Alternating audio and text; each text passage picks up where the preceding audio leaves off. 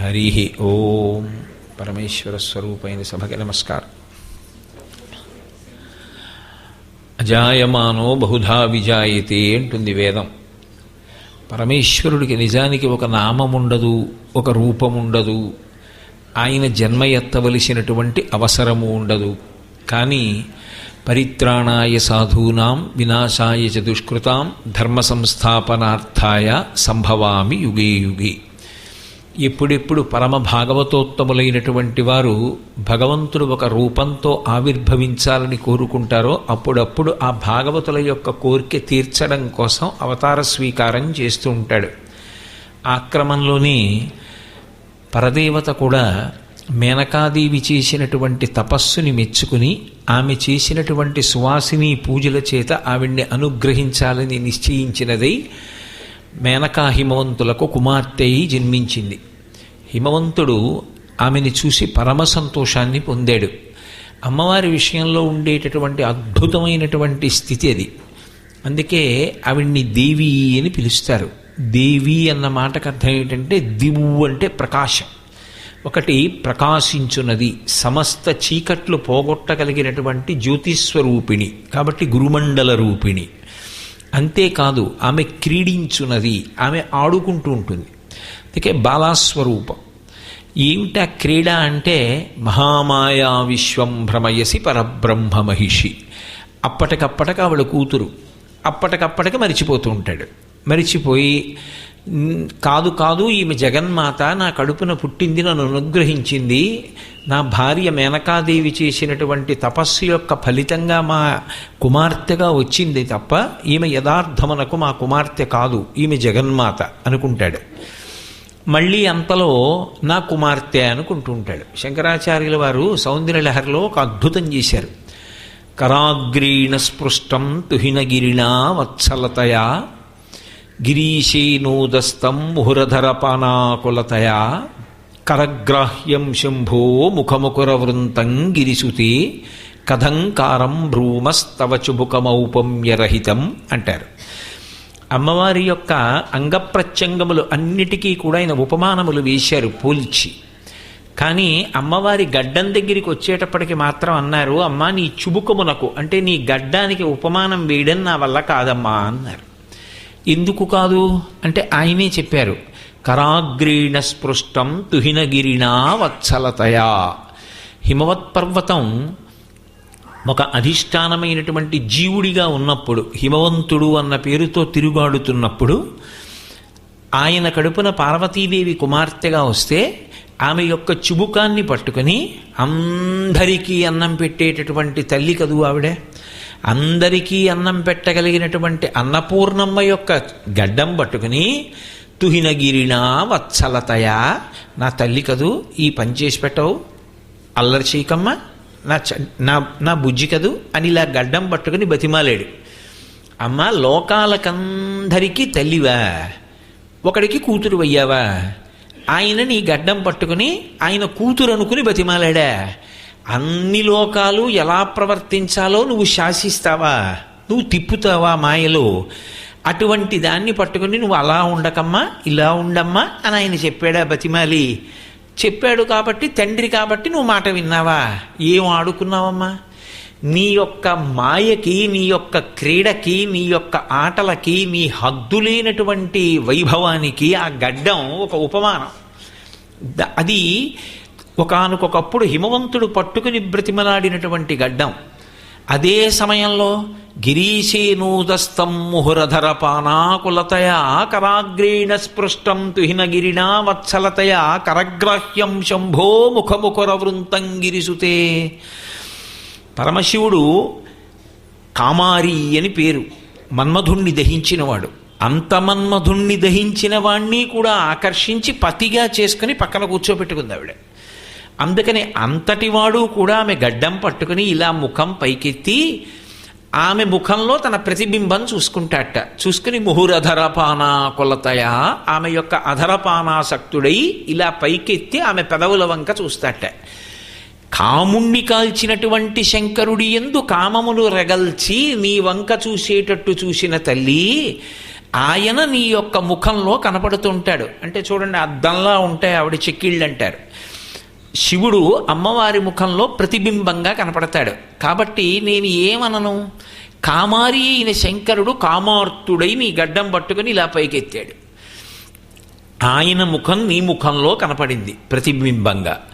కాబట్టి నీ ముఖం ఆయన పట్టుకున్న అద్దంలా ఉంది. ఏదో పిడి ఉన్న అద్దం ఇలా పట్టుకుని బొట్టు బాగా వచ్చిందా లేదా గుండ్రంగా అని చూసుకుంటే ఎలా ఉంటుందో అలా శంకరుడు ముఖం చూసుకుంటున్న అద్దమా, ఆ అద్దం యొక్క పిడ అన్నట్టుగా ఉంది నీ యొక్క గడ్డం.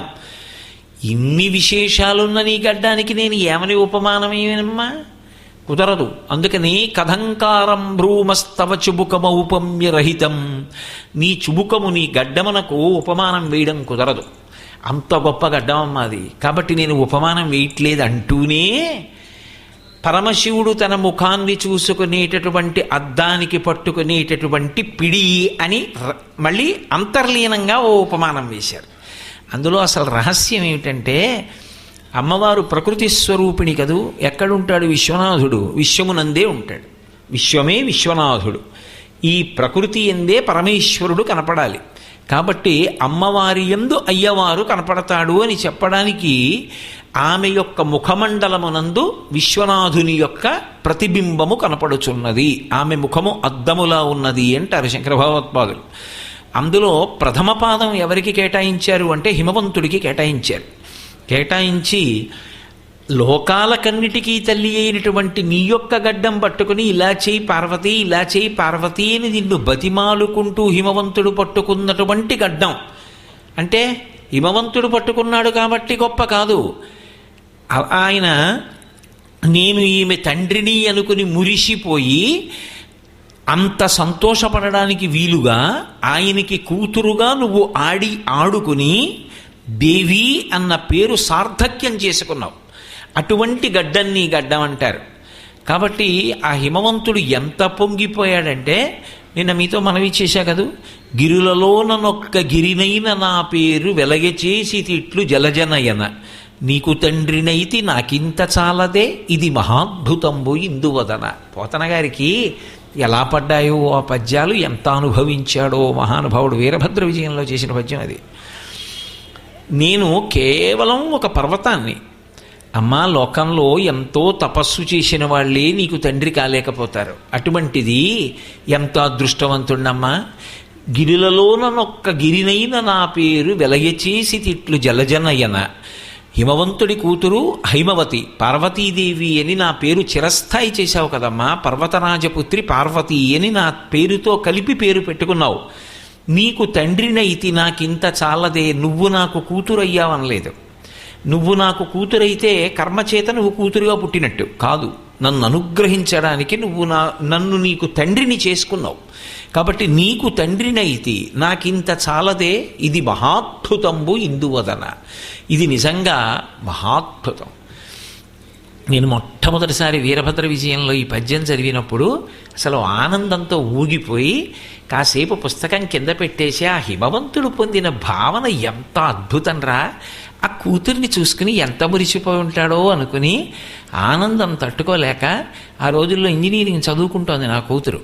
చదువుకుని అది నిద్రపోయింది. రాత్రి 11:30 ఎంతో అయింది. నేను వీరభద్ర విజయం చదువుకుంటున్నాను. లోపలికి వెళ్ళి ఈ పద్యం చదివి నా కూతుర్ని చూసుకుని మిరిసిపోయి నేనే హిమవంతుడిని అనుకుని వెళ్ళి పడుకున్నాను. గిరిలలో నొక్క గిరినైన నా పేరు వెలయచేసి తిట్లు జలజనయన, నీకు తండ్రినైతి నాకింత చాలదే ఇది మహాద్భుతంబు ఇందువదన అంటాడు. ఎంత గొప్పగా అనుభవించాడో మహానుభావుడు. ఆ హిమవంతుడి యొక్క సంతోషాన్ని ప్రకటిస్తారు. ఒక్కొక్కసారి గుర్తించాడు అమ్మవారు వచ్చింది కూతురుగానని. అలా గమనించినప్పుడు పరమ సంతోషం పొంది, కమనీయ మోహనాకారభారతి వచ్చే దయతోడననుగన్న తల్లి వచ్చి, చాతుర్య గాంభీర్య జగతి కన్నియ వచ్చే లాలిత సంపద లక్ష్మి వచ్చే, తరిగొప్ప దేవాది దేవవల్లభ వచ్చే మానితంబగు మహామాయ వచ్చే, భూరి లోకైక విభూతి ధారుణి వచ్చే మంగళపావన గంగ వచ్చే, బాలవొచ్చెను ప్రౌఢైక బాలవొచ్చే, అబల కరుణించి ఈతించె ననుచు దిగుచి కౌగిలించెను మేనక గౌరి చూచి. ఆ మేనకాదేవి ఎంత సంతోషపడిపోయిందంతేట పిల్లని చూసుకుని.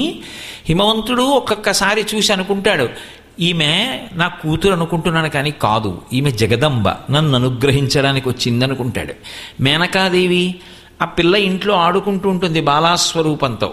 చిన్న పిల్లలా ఆడుకుంటుంటే తటాలుడ జ్ఞాపకం వస్తూ ఉంటుంది కృష్ణమాయల దశమస్కంధంలో.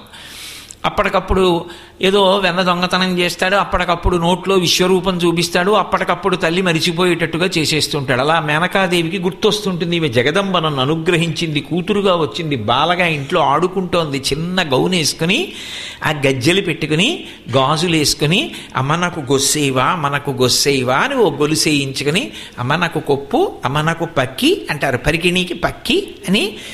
ఎవరా తల్లి? మాతృకా వర్ణరూపిణి, సమస్త శాస్త్రములలో ఉండేటటువంటి వాంగ్మయానికి ఆమె యొక్క రూపము అక్షరములుగా ఈ లోకాన్ని అనుగ్రహించింది. ఆదిక్షాంత సమస్త వర్ణనకరీ శంభు ప్రియే శాంకరీ అంటారు శంకర భగవత్పాదులు. ఆ నుంచి క్ష వరకు ఉన్నటువంటి అక్షరములన్నీ ఆమె యొక్క స్వరూపం. అటువంటి తల్లి వచ్చిరాని మాటలు మాట్లాడింది మేనకాదేవి దగ్గరికి వెళ్ళి. అమ్మ నాకు పక్కీ కథవా, అమ్మ నాకు బొబ్బ పోయివా, అమ్మ గులికి వెళ్దామమ్మా అంటే ఎంత పొంగిపోయిందో మేనకాదేవి. ఆ తల్లి నా కడుపున పుట్టి ఏం మాటలు రాని పిల్లల చిన్న తల్లిలా వచ్చిరాని మాటలతో ఆడుకుంటోంది. అందులో మగ పిల్లవాడైతే ఉంటుందండి, ఏదో కొడుకు పుట్టాడని సంతోషం అంతే. ఆడపిల్ల అయితే ఆ సంబరం వేరు. ఆ గజ్జల పట్టాలు చేయించి చిన్నప్పటి నుంచి అది నడుస్తుంటే ఆ గజ్జలు గల్లు గల్లుమంటుంటే మరి ఆ పరమేశ్వరుడు ఎలా పెడతాడో తెలియదు. ఆ చిన్న కొప్పు వచ్చేటప్పటికి దానికి ఒక చిన్న సన్నజాజి పూలెట్టుకుని, ఆ బొట్టెట్టుకుని, ఆ కాటుకెట్టుకుని, ఈ గౌనొద్దు నాకు ఈ పక్కీ కావాలి అని ఆ పట్టులంగా కట్టుకుని, ఆ పట్టు జాకెట్ వేసుకుని, వాళ్ళు ఆ చేతి నిండా బుజ్జి బుజ్జి చేతులకి ఎర్రటి గాజులు వేసుకుని, చిన్న చిన్ని ఉంగరాలు ఎట్టుకుని, గొలుసులు వేసుకుని, అమ్మేమో ఎవరైనా ఎత్తుకుపోతారేమో అని భయం అమ్మకి. ఆ గుళ్ళో అమ్మ చిటికిన వేలు పెట్టుకుని ఇలా ఇలా చూసుకుంటూ ఎవరైనా ఫోటో తీయాలి కానీ ఫోటోకి పోజులు ఇచ్చి, ఆడపిల్లలకి ఎంత సంతోషం.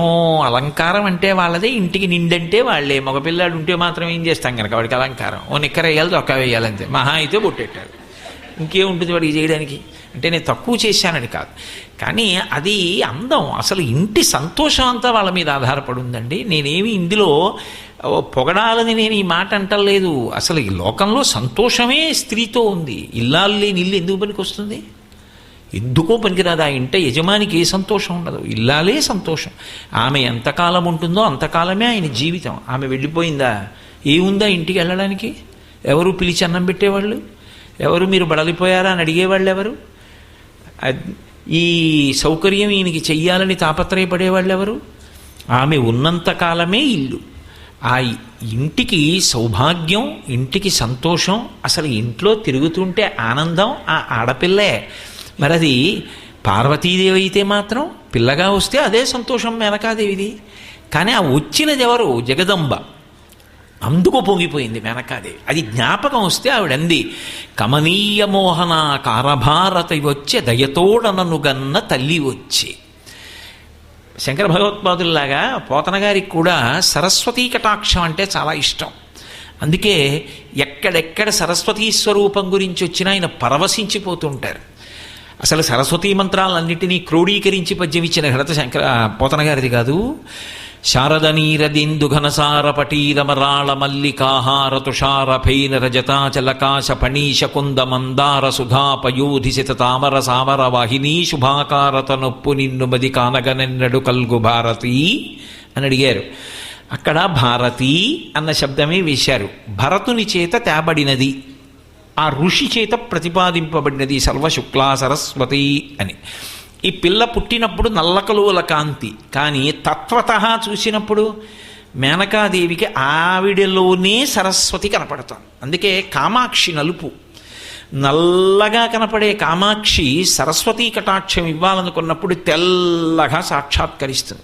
అందుకే విమలపటి కమలకుటి పుస్తక రుద్రాక్ష శస్త హస్తపుటి కామాక్షి పక్ష్మలాక్షి కలిత విపంచి విభాసి వైరించి మూకశంకర్లు చేశారు మూకపంచశతిలో.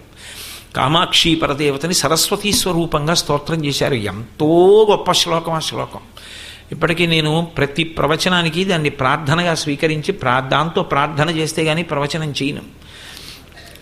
అమ్మవారిని నల్లటి కామాక్షిని తెల్లటి భారతీ స్వరూపంగా చూస్తారు. ఆ తెల్లటి సరస్వతీదేవిగా కనపడింది. అందులో ఇవాళ వసంత పంచమి, శ్రీపంచమి, సరస్వతీ పూజ కదూ. కమనీయ మోహన కారభారతి వచ్చే అటువంటి మోహనప్రదమైనటువంటి రూపం. శివుడు ఎలా ఉంటాడో అన్ని విధాలా అలాగే ఉంటుంది. తెల్లగా శంకరుడు ఉంటాడు, తెల్లగా సరస్వతీదేవి ఉంటుంది. ఆయన దక్షిణామూర్తిగా వీణ పట్టుకుంటాడు, ఈవిడ వీణ పట్టుకుంటుంది. ఆయన జ్ఞానమిస్తాడు, ఈవిడ జ్ఞానమిస్తుంది. ఆయన కొప్పేసుకుంటాడు, ఈవిడ కొప్పేసుకుంటుంది. ఈవిడ జడ వేసుకోదు, కొప్పేసుకుంటుంది. అందుకే శరజ్యోత్స్నా శుద్ధాం శశియుత జటాజూటమకుటాం కొప్పేసుకుంటుంది. ఆయనకి చంద్రరేఖ, ఈవిడికి చంద్రరేఖ. భారతి అన్ని విధాలా శివుడిలా ఉంటుంది. ఈ పిల్ల చేరవలసింది శివుణ్ణి కదూ. అందుకని శివుడి చెల్లెలు సరస్వతి. అందుకే ఇద్దరు తెల్లగా ఉంటారు, ఇద్దరూ జ్ఞానకటాక్షం చేస్తారు. అంటే శివుని చెల్లెలు అని నేను ప్రతిపాదించినప్పుడు తత్వతః అని దాని అర్థం. కాబట్టి కమనీయ మోహనాకార భారతి వచ్చే దయతోడనను గన్న తల్లి వచ్చే. ఆవిడికి మేనకాదేవి తల్లే, మేనకకి పార్వతీదేవి తల్లే. అంటే లోకంలో ఒక విషయం ఉంటుంది చూడండి. మా అమ్మ మా బంగారు తల్లి అని ముద్దులాడతారు చిన్నపిల్లని. అయినప్పుడు అమ్మతో పోల్చుకుంటారు. అందులో ఆడపిల్లలకు ఉండే లక్షణం ఏమిటంటే అమ్మ మీద చాలా ప్రేమ ఉంటుంది. అందుకు తులిచూలు పుట్టింటికి ఎడతారు. ఎందుకు అంటే ఎంత బాధ అయినా సరే ఆ అమ్మని చూసేటప్పటికి మర్చిపోతారు, ఆ అమ్మని స్పృశిస్తే మర్చిపోతారు. అందుకు అమ్మ కోసం వెంపర్లాడతారు, అమ్మ అమ్మ అమ్మ అని. ఎన్నాళ్ళు పుట్టిళ్ళు అంటే నిజంగా అమ్మున్నన్నాళ్ళే పుట్టిళ్ళు. ఆ తర్వాత లోకంలో తల్లిని మించిన ప్రేమ కలిగిన వదినలు ఉన్నారు, నేను దాన్ని కాదన్నా. అటువంటి వదిన ఉన్నంతకాలం కూడా పుట్టినిల్లే పిల్లలకి. కాబట్టి అమ్మా అమ్మా తల్లి, నా తల్లి కదూ అంటుంటారు కదూ. అందుకని మేనకాదేవికి తల్లి. కానీ బాహ్యంలో అసలు నిజానికి మేనకాదేవికి కూడా తల్లి ఎవరు? పార్వతీదేవే. అది సత్యం కూడా. లోకాలకే తల్లి, మేనకకి తల్లి కాదేమిటి? కాబట్టి కమనీయ మోహనాకార భారతి వచ్చే దయతోడనను గన్న తల్లి వచ్చి. ఆ తల్లి చాతుర్య గాంభీర్య జగతి కన్య వచ్చే లాలిత సంపద లక్ష్మి వచ్చే. చాతుర్య గాంభీర్య జగతి కన్య వచ్చే. లక్ష్మీదేవి దగ్గరికి వచ్చేటప్పటికీ ఓ చమత్కారం చేశారు. మహాచాతుర్యం కలిగినటువంటి కన్య అన్నారు. ఏమిటి మహాచాతుర్యం కలిగినటువంటి కన్య అంటే క్షీరసాగర మథనం అయినప్పుడు ఆవిడ వైజయంతిమాల పట్టుకుని పైకి లేచింది. పైకి లేచి అందరి వంక చూసి ఆలోచన చేసింది. ఒకరి దగ్గరికి వెడితే సవతి పోరుంది, ఒకడి దగ్గరికి వెడితే శాశ్వతుడు గాడు, ఒకడు వేడిగా ఉంటాడు, ఒకడు బాగా చల్లగా ఉంటాడు, అగ్ని వరుణుడు, ఇవన్నీ ఆలోచించి ఆర్తత్రాణపరాయణుడు, మహానుభావుడు, శాశ్వతుడు, నిత్యుడు, అచ్యుతుడు, వరదుడు, కాబట్టి మోహనాకారుడు, ఈయన మెడలో మాల వేస్తానని బాగా ఎంచుకుని చక్కగా వెళ్ళి ఆయన మెడలో దండేసింది, విష్ణుమూర్తి మెడలో. మరి చాతుర్యం లేదు ఆవిడికి? చాతుర్యం ఉంది, గాంభీర్యం ఉంది. అందుకని కన్యా అంటే అటువంటి ప్రజ్ఞ కలిగినది అని ఒక అర్థం. కాబట్టి చాతుర్య గాంభీర్య జగతి కన్య వచ్చే, లలిత సంపద లక్ష్మి వచ్చే. లాలిత సంపద, ఎంతకాలము సుగుణములుంటాయో అంతకాలము లక్ష్మి ఉంటుంది. లక్ష్మి అన్న మాటకు అర్థం మీరు కేవలం ఐశ్వర్యము అని అనుకోకండి. లక్ష్మి అంటే లక్ష్మ అని. ఏ గుర్తు చేత ఒక విభూతి ప్రకటనమవుతుందో అది లక్ష్మి. అనుభవంలోకి రావాలి, వస్తే కానీ అది నిజానికి లక్ష్మి కాదు. నాకు బోరెడంత ఐశ్వర్యం ఉందనుకోండి, కానీ ఏమీ తినడానికి లేదు, అప్పుడు ఎందుకది? ఉందని చెప్పుకోవడానికి ఉందంతే. బోరెడని పళ్ళు ఇంట్లో ఉంటాయి, ఒంట్లో మధుమేహం ఉంది, ఎందుకది? ఏం తింటావు? తినడానికి ఉండదు, అప్పుడు కాదు లక్ష్మి. నువ్వు అనుభవించినప్పుడే లక్ష్మి. నీకు తృప్తిని కలిగించాలి. అది నీకు తృప్తిగా మారగలిగితే, అంటే బాహ్యమునందు పదార్థము అనుభవించడానికి యోగ్యత రెండూ కూడి ధర్మబద్ధమైతే లక్ష్మ అది గుర్తుగా ఉంటుంది, కీర్తిగా. కాబట్టి లాలిత సంపద లక్ష్మి వచ్చే. అటువంటి లలితమైనటువంటి సంపదలను ఇవ్వగలిగినటువంటి లక్ష్మి నాకు కుమార్తెగా వచ్చింది అంటే అభేదాన్ని పాటిస్తోంది. ఆమె కేవలము పార్వతి కాదు, ఆమెయే జగన్మాత. అందుకని గీర్దేవతైతి గరుడధ్వజ సుందరీతి శాకాంభరీతి శశిశేఖరవల్లభేతి సృష్టి స్థితి ప్రళయకైలిష సంస్థితాయై తస్మై నమస్త్రిభువనైక గురోస్తరుణ్యై అని శంకర భగవత్పాదులు. వదనారవిందవక్షో వామాంకతటీ వశం వదీభూత పురుషత్రితయే త్రేధా పురంధ్రిరూపా త్వమేవ కామాక్షి అని మూకశంకరులు ఆర్యాశతకంలో. అమ్మా నువ్వు ఒక్కదానివే ఏం చేస్తూ ఉంటావంటే, ఒకరికి నాలుక మీద ఉంటావు, ఒకరికి వక్షస్థలంలో ఉంటావు, ఒకరికి ఎడమ భాగంలో ఉంటావు. ఉండి వాళ్ళు త్రిమూర్తులుగా ఈ లోకాల్ని చక్కబెట్టగలిగినటువంటి శక్తివి. అటువంటి తల్లి నీకు నమస్కారం అన్నారంటే ఆ ఒక్క శక్తి మూడు శక్తులుగా మారి ముగ్గురు మూర్తులను ఆవహిస్తోంది.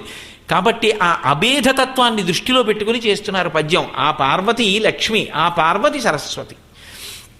కాబట్టి లాలిత సంపద లక్ష్మి వచ్చే, చాతుర్య గాంభీర్య జగతి కన్నియ వచ్చే, లాలిత సంపద లక్ష్మి వచ్చే, భూరి లోకైక విభూతి దారుని వచ్చే, మంగళపావన గంగ వచ్చే. అదేమిటి? గంగమ్మకి ముగురమ్మల పక్కకి స్థానం ఎలా వచ్చింది ఈ పద్యంలో? అలా ఎందుకంది ఆవిడ? గంగమ్మ వచ్చింది అన్నమాట ఎందుకు వచ్చింది అంటే, రామాయణం బాలకాండలో ఒక మాట ఉంది. గంగ హిమవంతుని యొక్క పెద్ద కూతురు, పార్వతీదేవి హిమవంతుని యొక్క చిన్న కూతురు. ఆయనకి 2 కుమార్తెలు, పెద్ద కుమార్తె గంగమ్మ. ఆ గంగమ్మని దేవతలు ప్రార్థన చేశారు, అమ్మా నువ్వు వచ్చి స్వర్గలోకంలో ప్రవహించు, దాని వలన దేవతా కార్యాలు నడుస్తాయని. ఆమె ఆకాశగంగయ్యి ఊర్ధ్వలోకంలో ప్రవహించింది. అందుకని మంగళపావన గంగ వచ్చి, లోకములను పావనం చెయ్యగలిగినటువంటి గంగ, పరమమంగళ స్వరూపిణి అయినటువంటి గంగ ఒక రూపు దాలిస్తే ఆమె కేవలము బాహ్యంలో నీటిగా చల్లగా ఉండడం కాదు, ఆమె మనసు కూడా అంత కారుణ్యంతో ఉంటుంది. అటువంటి గంగ పెద్ద కుమార్తె కనుక, ఏది పిల్లొచ్చిందా అందనుకోండి, మేనక పిల్లొచ్చిందా అంటే పెద్ద పిల్ల చిన్నపిల్ల కూడాను. అందుకని అక్క చెల్లి ఇద్దరూ అదే ప్రేమతో ఉంటారు. అందుకని ఆ గంగమ్మగా పెద్ద కుమార్తెగా ఉన్నది ఎవరో ఆమెయే ఈమె రెండో కుమార్తె.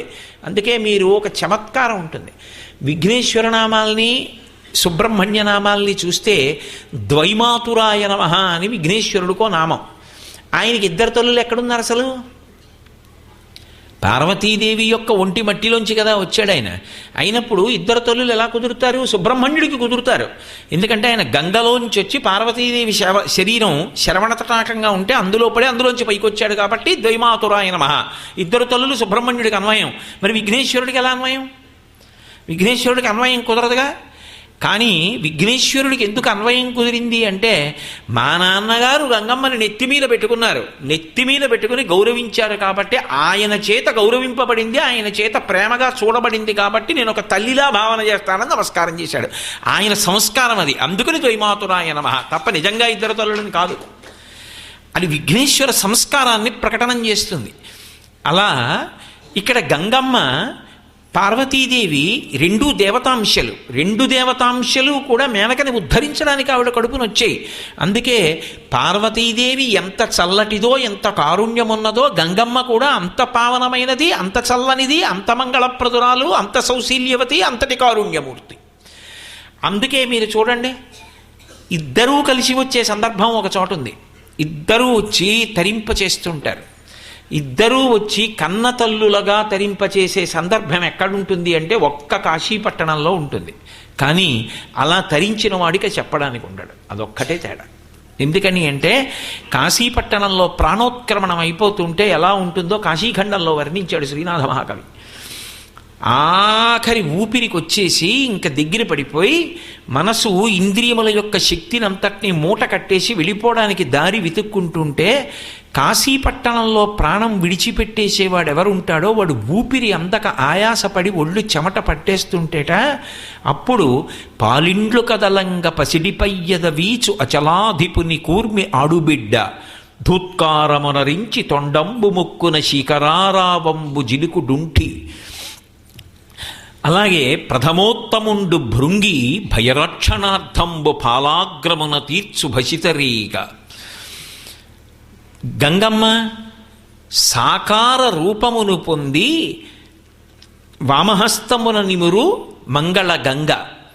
అటువంటి తల్లి వచ్చి నిలబడుతుంది. అప్పుడు దక్షిణ శృతి మీదుగా ధాత్రి త్రెళ్ళి పెద్ద నిద్రకు మాగన్ను పెట్టుబేళ పంచజనులకు తారక బ్రహ్మ విద్య అభబడుపదీశమురరించునప్పుడు కాశీ. కాశీపట్టణంలో ఆఖరి ఊపిరికి దగ్గరికి వచ్చేస్తున్నాడు అన్నప్పుడు ఇంక స్పృహ లేకుండా పడిపోతే మొట్టమొదట ఎవరొస్తారంటే పార్వతీదేవి వస్తుంది దగ్గరికి. వచ్చి వాడు కుడి చెవి కిందకి పెట్టి ఎడమ చెవి పైకి పెట్టి ఇలా పడుకున్నాడు అనుకోండి, వాడి తల తిప్పుతుందిట. తిప్పి కుడి చెవి పైకి ఉండేటట్టుగా చేసి రామకృష్ణ పరమహంస ధ్యానంలో చూశారు. అక్కడ ఏ ప్రాణి చచ్చిపోయినా కుడి చెవి పైకి వస్తుంది. అందుకే కుడి చెవి పైకి పెట్టి అమ్మవారు తన తొడ మీద పడుకోబెట్టుకుంటుంది. పడుకోబెట్టుకొని కాశీ మా ఆయనకి ప్రీతిపాత్రమైన పట్టణం, ఇక్కడ వెళ్ళిపోతున్న వాడికి విసినికర్రతో విసరణని పాలిండ్లు కదలంగ పసిడిపయ్యద వీచు అచలాధిపుని కూర్మి ఆడుబిడ్డ. అచలాధిపుని కూర్మి ఆడుబిడ్డ అంటే హిమవంతుని కూతురు పార్వతీదేవి తన పవిట కొంగుతో విసురుతుంది వాడికి, ఆ వెళ్ళిపోతున్న వాడికి. అచలాధిపుని కూర్మి ఆడుబిడ్డ ప్రత్యక్షమై వచ్చి భాగీరథీ గంగ మృదులహస్తము సాచి వీపునిమురు. ఆ గంగానది ప్రత్యక్షమై రూపంతో బయలుదేరి వచ్చి పార్వతీదేవి పక్కన కూర్చుని తన చల్లటి చేత్తో ఏం బెంగ పెట్టుకోకు నాన్నా అని గుండెల మీద నిమురుతూ ఉంటుంది. ప్రత్యక్షమై వచ్చి భాగీరథీ గంగ మృదులహస్తము సాచిమి మేను నివురు థూత్కారమునరించి తొండంబు ముక్కున శిఖరారావంబు జిలుకు ఢుంటి విఘ్నేశ్వరుడు వచ్చి అయ్యో ఊపిరంతా కొట్టుకుంటున్నావా అని తొండం ముక్కు దగ్గర పెట్టి తుస్సని ఆ గాలి ఊత్తట పీల్చరా అని. ప్రథమోత్తముండు భృంగి భయరక్షణార్థంబు ఫాలాగ్రమున తీర్చు భసితరేఖ. భృంగి బయలుదేరి వచ్చి 3 కాళ్లతో ఉంటాడు భృంగి వచ్చి విభూతి బొటన వేలుతో పెడతాట లలాటమునందు. భైరక్షణార్థంబు ఫాలాగ్రమున తీర్చు భసితరేక దక్షిణ శృతి మీదుగా ధాత్రి త్రెళ్ళి పెద్ద నిద్రకు మాగన్ను పెట్టువేళ. అబ్బా ఎంత పెద్ద మాట అన్నాడు శ్రీనాథుడు. ఆ పద్యం గుర్తొచ్చినప్పుడల్లా నాకు ఎంత ఆనందంగా ఉంటుందో, ఎలా అన్నాడు రా ఈ మాట అనిపిస్తుంది. నిద్రపోతే మాగన్ను పెడతాం. మాగన్ను అంటే అలా కళ్ళు పడిపోతుంటాయి. అలా కళ్ళు పడిపోయి నిద్రపోయిన వాడు రేపు పొద్దున లేస్తాడు. ఇది పెద్ద నిద్ర, ఇంకా లేవడు. ఇంకా నిద్ర శాశ్వత నిద్ర. ఆ పెద్ద నిద్రకు మాగన్ను పెట్టువేళ దక్షిణ శృతి మీదుగా ధాత్రి త్రెళ్ళి కుడిచివి పైకొచ్చేటట్టుగా తిప్పితే పంచజనులకు తారక బ్రహ్మ విద్య అభబడుపదీశమురరించునప్పుడు కాశీ.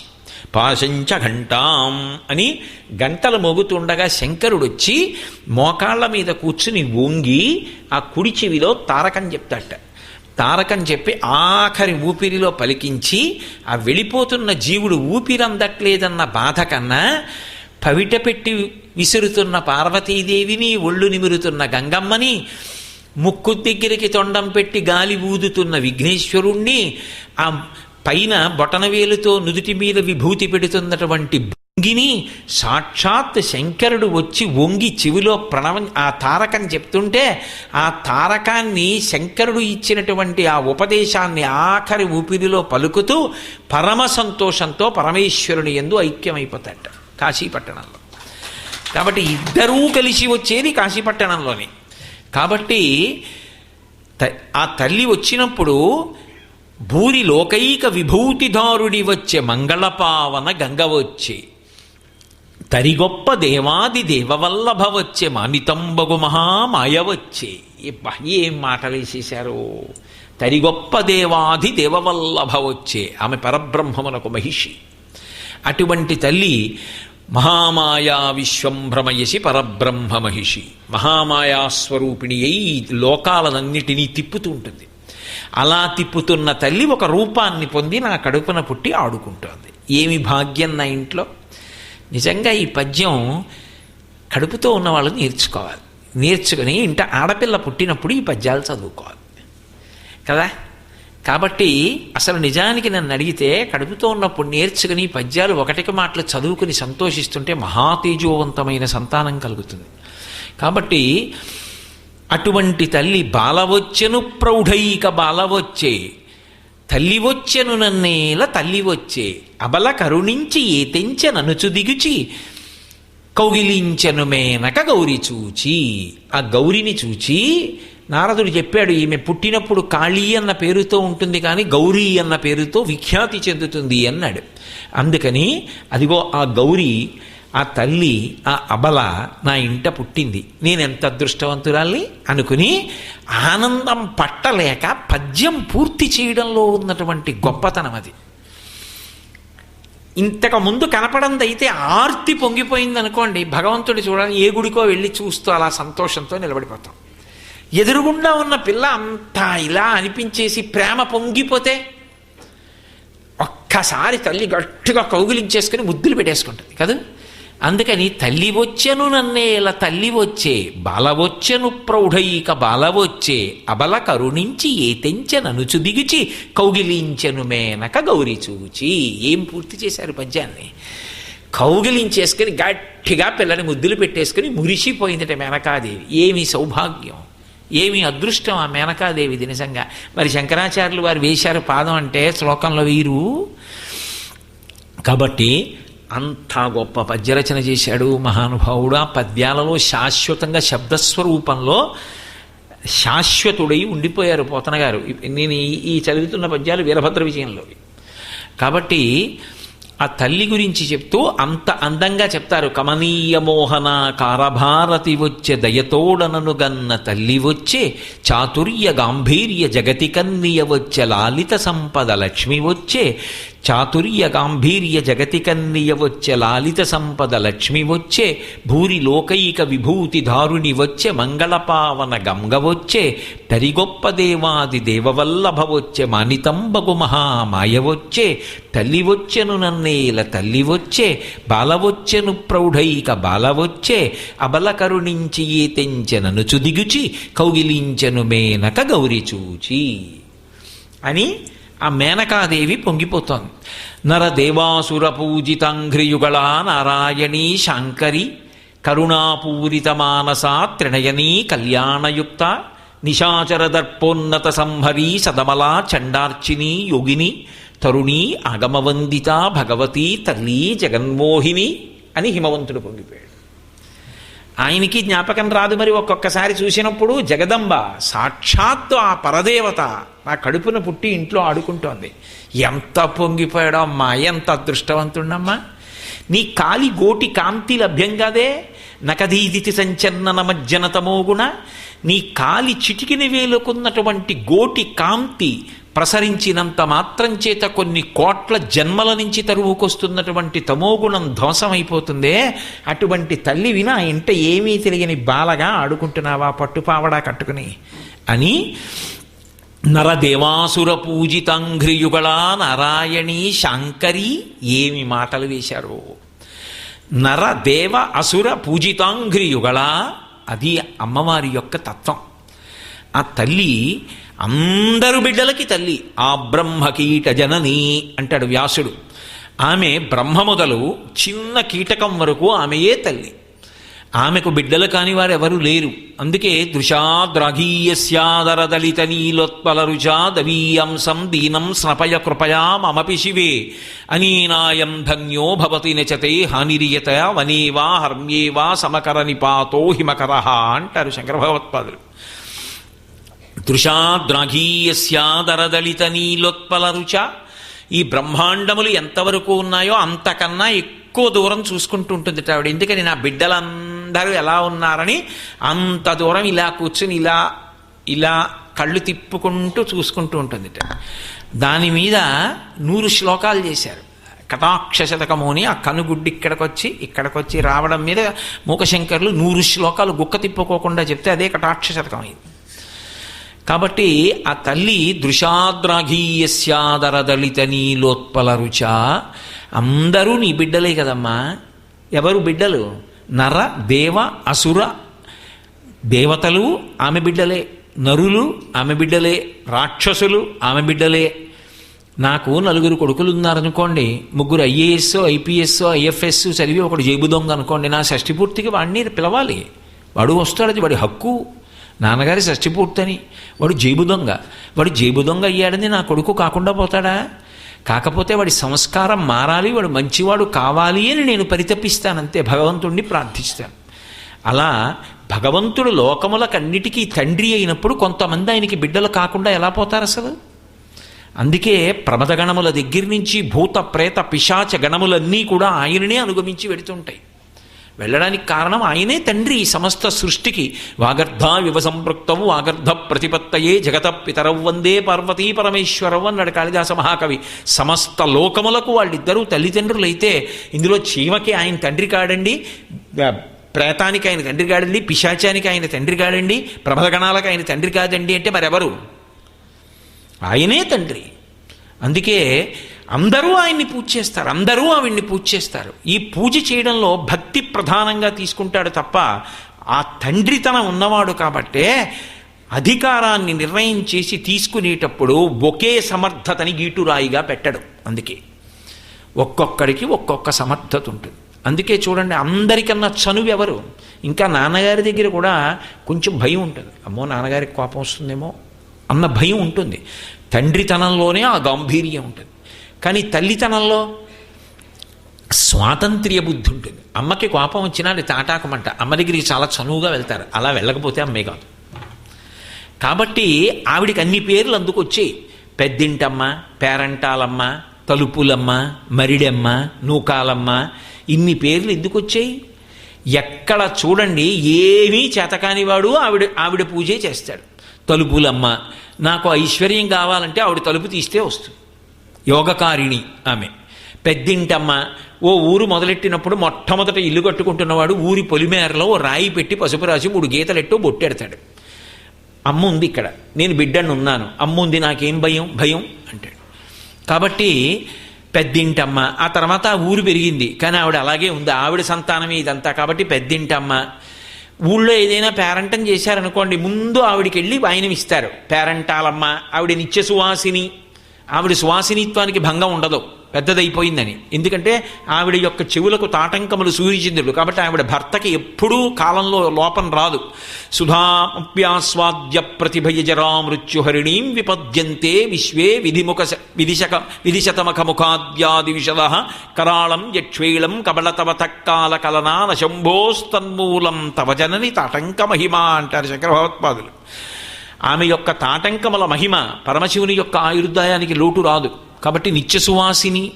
కాబట్టి ఆ తల్లికి మొట్టమొదట ఆ పసుపు కుంకం ఇస్తారు. ఆ తల్లి పాదములకు తగిలి వచ్చిన పసుపు కుంకం కోసం 10 మాడలైన 10 మూరలైనా సరే 10 మైళ్ళైనా సరే పరిగెత్తుకెళ్ళి తెచ్చుకుంటారు రక్ష అని. అయినప్పుడు నిజం కూడా ఆ తల్లి అనుగ్రహించిందా? ఆవిడ మొదట పంపించే కానుక ఏమిటంటే పసుపు కుంకాలే పంపిస్తుంది. ఎందుకంటే అందులో అది ఆవిడ స్థానం. ఈ దేశంలో ఇప్పటికీ మర్యాద ఏమిటంటే ఆ స్త్రీ కోరుకునేది పసుపు కుంకాలే. ఆవిడ ఇచ్చేది అదే. పెద్ద బహుమానం ఏమిటంటే అదే ఇస్తుంది. రేపు పొద్దున్న మనం 26వ తారీఖు ఉదయం ఆవిడ్ని పెళ్లి కూతుర్ని చేస్తే పసుపు దంపిన సువాసినులందరికీ సౌభాగ్య వస్తువులు, భ్రమరాంబకి పూజ చేసినటువంటిది, నెల్లూరు రాజరాజేశ్వరికి పూజ చేసిన పసుపు కుంకాలు బహుమానాలుగా ఎందుకు ఇస్తున్నారు? అంతకన్నా ఏమివ్వాలి? అంతకన్నా అదృష్టం ఏముంటుంది? ఆవిడ కళ్యాణంలో పసుపు దంపడం, ఆవిడ అనుగ్రహంగా పసుపు కుంకాలు అందుకోవడానికి ఎన్ని జన్మల అదృష్టం ఉంటే లభించేటటువంటి విశేషం అది. కాబట్టి ఆ తల్లి పేరంటాలమ్మ. ఎక్కడ పేరంటమన్నా ఆవిడదే. ముందు పసుపు కుంకాలు ఆవిడే అందుకుంటుంది. చదువుకున్నవాడికి అంగన్యాస కరన్యాసములు చేసి వెన్నుపాము నిటారుగా పెట్టి జపం చెయ్యగలిగిన వాడికి ఆవిడ గాయత్రి కాదు. ఆవిడ్ని స్వరంతో మంత్రం నేర్చుకోగలిగిన వాడికి శృతిమాత. శృతి సీమంత సింధూరి కృతపాదబ్జధూళిక అని వేదమాత. ఆవిడే గాయత్రి, ఆవిడే సరస్వతి, ఆవిడే పార్వతి, ఆవిడే లక్ష్మి. ఏది కావాలన్నా ఆవిడ నుండే ప్రవహిస్తుంది. కాబట్టి అసలు ఆవిడిని పూజ చెయ్యకుండా ఉండడం ఏ సంప్రదాయంలో ఉంటే మాత్రం కుదురుతుంది? ఏ సంప్రదాయంలో ఉన్నా ఆవిడ పాదాలు పట్టుకోవాల్సిందే. నేను అమ్మవారి పాదాలు పట్టుకోకుండా పూజ చేస్తానన్న సంప్రదాయం ఉండే అవకాశం ఉండదు అసలు. ఎందుకంటే అన్నీ ఆవిడలోంచి వస్తుంటాయి, ప్రవాహం అంతా ఆవిడ నుంచే వస్తోంది.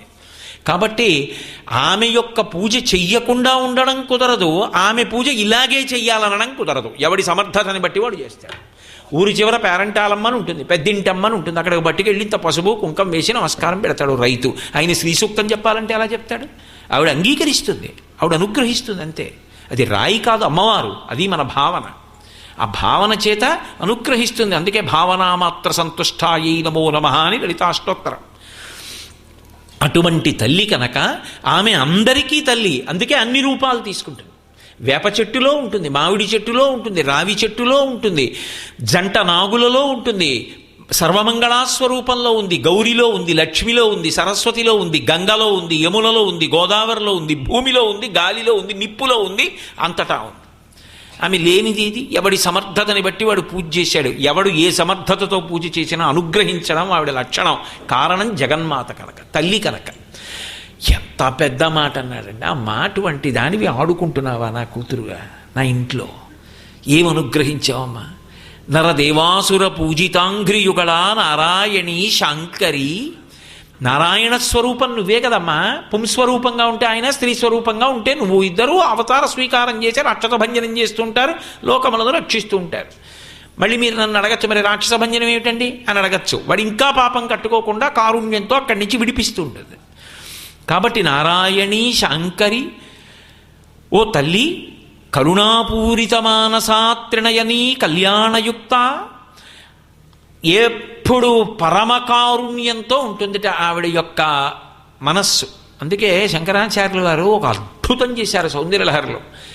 ఆయన అన్నారు, భ్రువౌ భుగ్నీ కించిత్ భువన భయభంగ వ్యసనిని అన్నారు. అసలు ఆ ఊహ ఎలా వచ్చిందో ఆయనకి. ఆయనే సాటి ఆయన లాంటి కవి పుట్టడిక. ఏమో ఆయనే అవతార స్వీకారం చేసి పుట్టుగాక. పుట్టడం నేనెందుకు అనాలి అమంగళకరంగా? కాబట్టి భ్రువౌ భుగ్నీ కించిత్, ఆవిడికి ఏం లోటుంది? ఆవిడికేం లోటు లేదు. హేరంబేచ గుహేచ హర్షభరితం వాత్సల్యమంకూరయన్ మారద్రోహిణి పూరుషే సహభువం ప్రేమాంకురం వ్యంజయన్ ఆనమ్రేషు జనేషు పూర్ణ కరుణా వైదగ్ధ్యముత్తాలయ అంటారు మూకశంకర్లు మూకపంచశతిలో. ఆ తల్లికి హేరంబేచ, పెద్ద కొడుకు హేరంబుడు. హేరంబుడు అనడం ఎందుకు వినాయకుణ్ణి? గజాననుడు అనకూడదా? అనరు.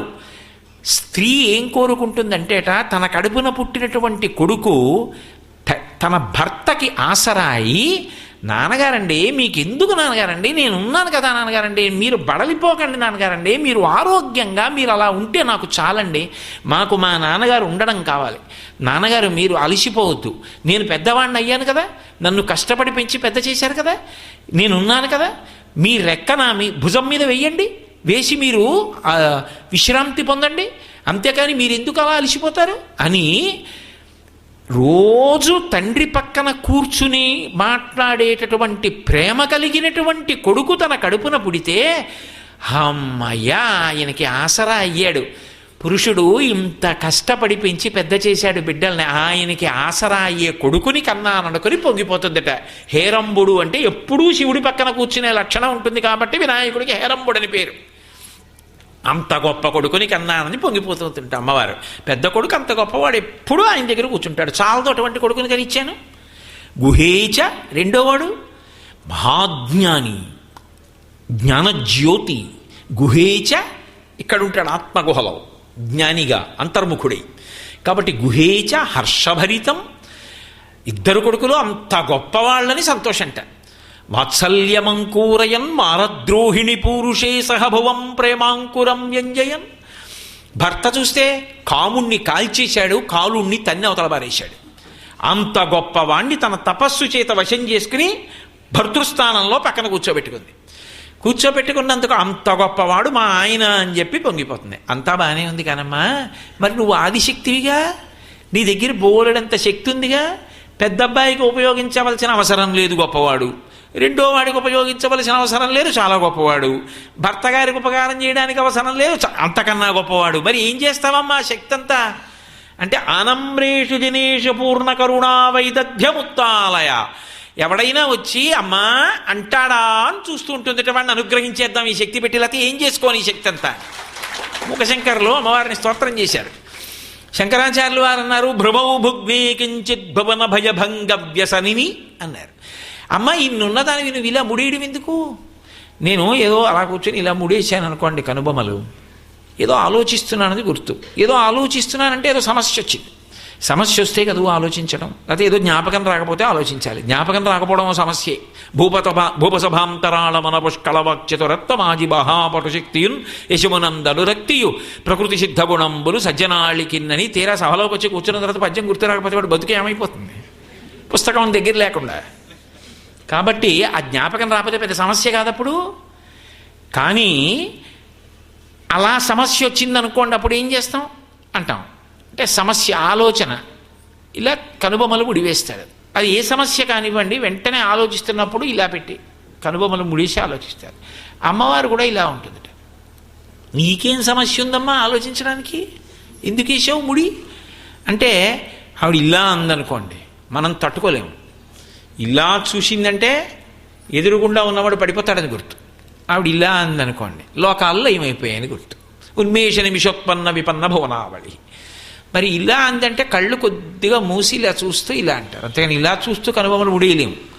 కొద్దిగా ఇలా విచ్చుకోకుండా చూస్తూ ఇలా ముడేసింది. దేనికోసం అమ్మ అలా ముడేశావు అంటే, అయ్యో వీళ్ళకి సమస్యలున్నాయి, ఏవో భయాలున్నాయి, వీళ్ళకి బుద్ధినిచ్చాను, అమ్మా అని నన్ను పిలవరేమిరా అని తీరుస్తాను కదా, అక్కడ ఇక్కడ తిరుగుతారేమిట్రా, నేనే తీర్చేద్దును కానీ బుద్ధినిచ్చినప్పుడు అమ్మా అనొచ్చు కదా, అంటే తీరుస్తాను కదా అని, ఏవిరా ఈ పిల్లలు ఇంత బుద్ధిహీనులైపోయారా అమ్మా అనరేరా అని మా గురించి అమ్మా ఇలా కనుబొమ్మలు ముడేసి మా భయాలు తీరుద్దామని ఆలోచిస్తున్నావా అన్నారు శంకరాచార్య గారు. కాబట్టి ఆ తల్లి కరుణాపూరిత మానసా త్రినయనీ కళ్యాణయుక్త. ఎవరంటున్నారు? హిమవంతుడుమే అంటున్నాడు పిల్లని చూసి. అమ్మా ఎంత గొప్పదానివమ్మా, కరుణాపూరిత మానసా త్రినయని. 3 కన్నులతో ఉంటావు కదూ, అది ఉమ్మడి ఆస్తి శంకరుడికి అమ్మవారికి కూడా, ఇద్దరికీ 3 కన్నులు. శంకరాచార్యులు వారు ఒక విచిత్రం చేశారు.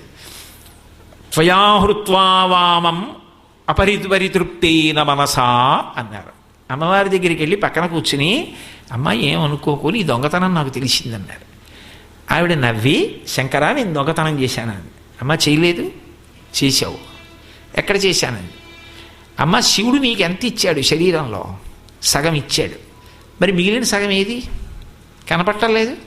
ఆయన సగం ఇచ్చాడు, మిగిలిన సగం నువ్వు ఎత్తుకుపోయావు, మరి దొంగతనమేగా. ఏమిటి దాని అర్థం? గొప్ప తత్వం చెప్పారు.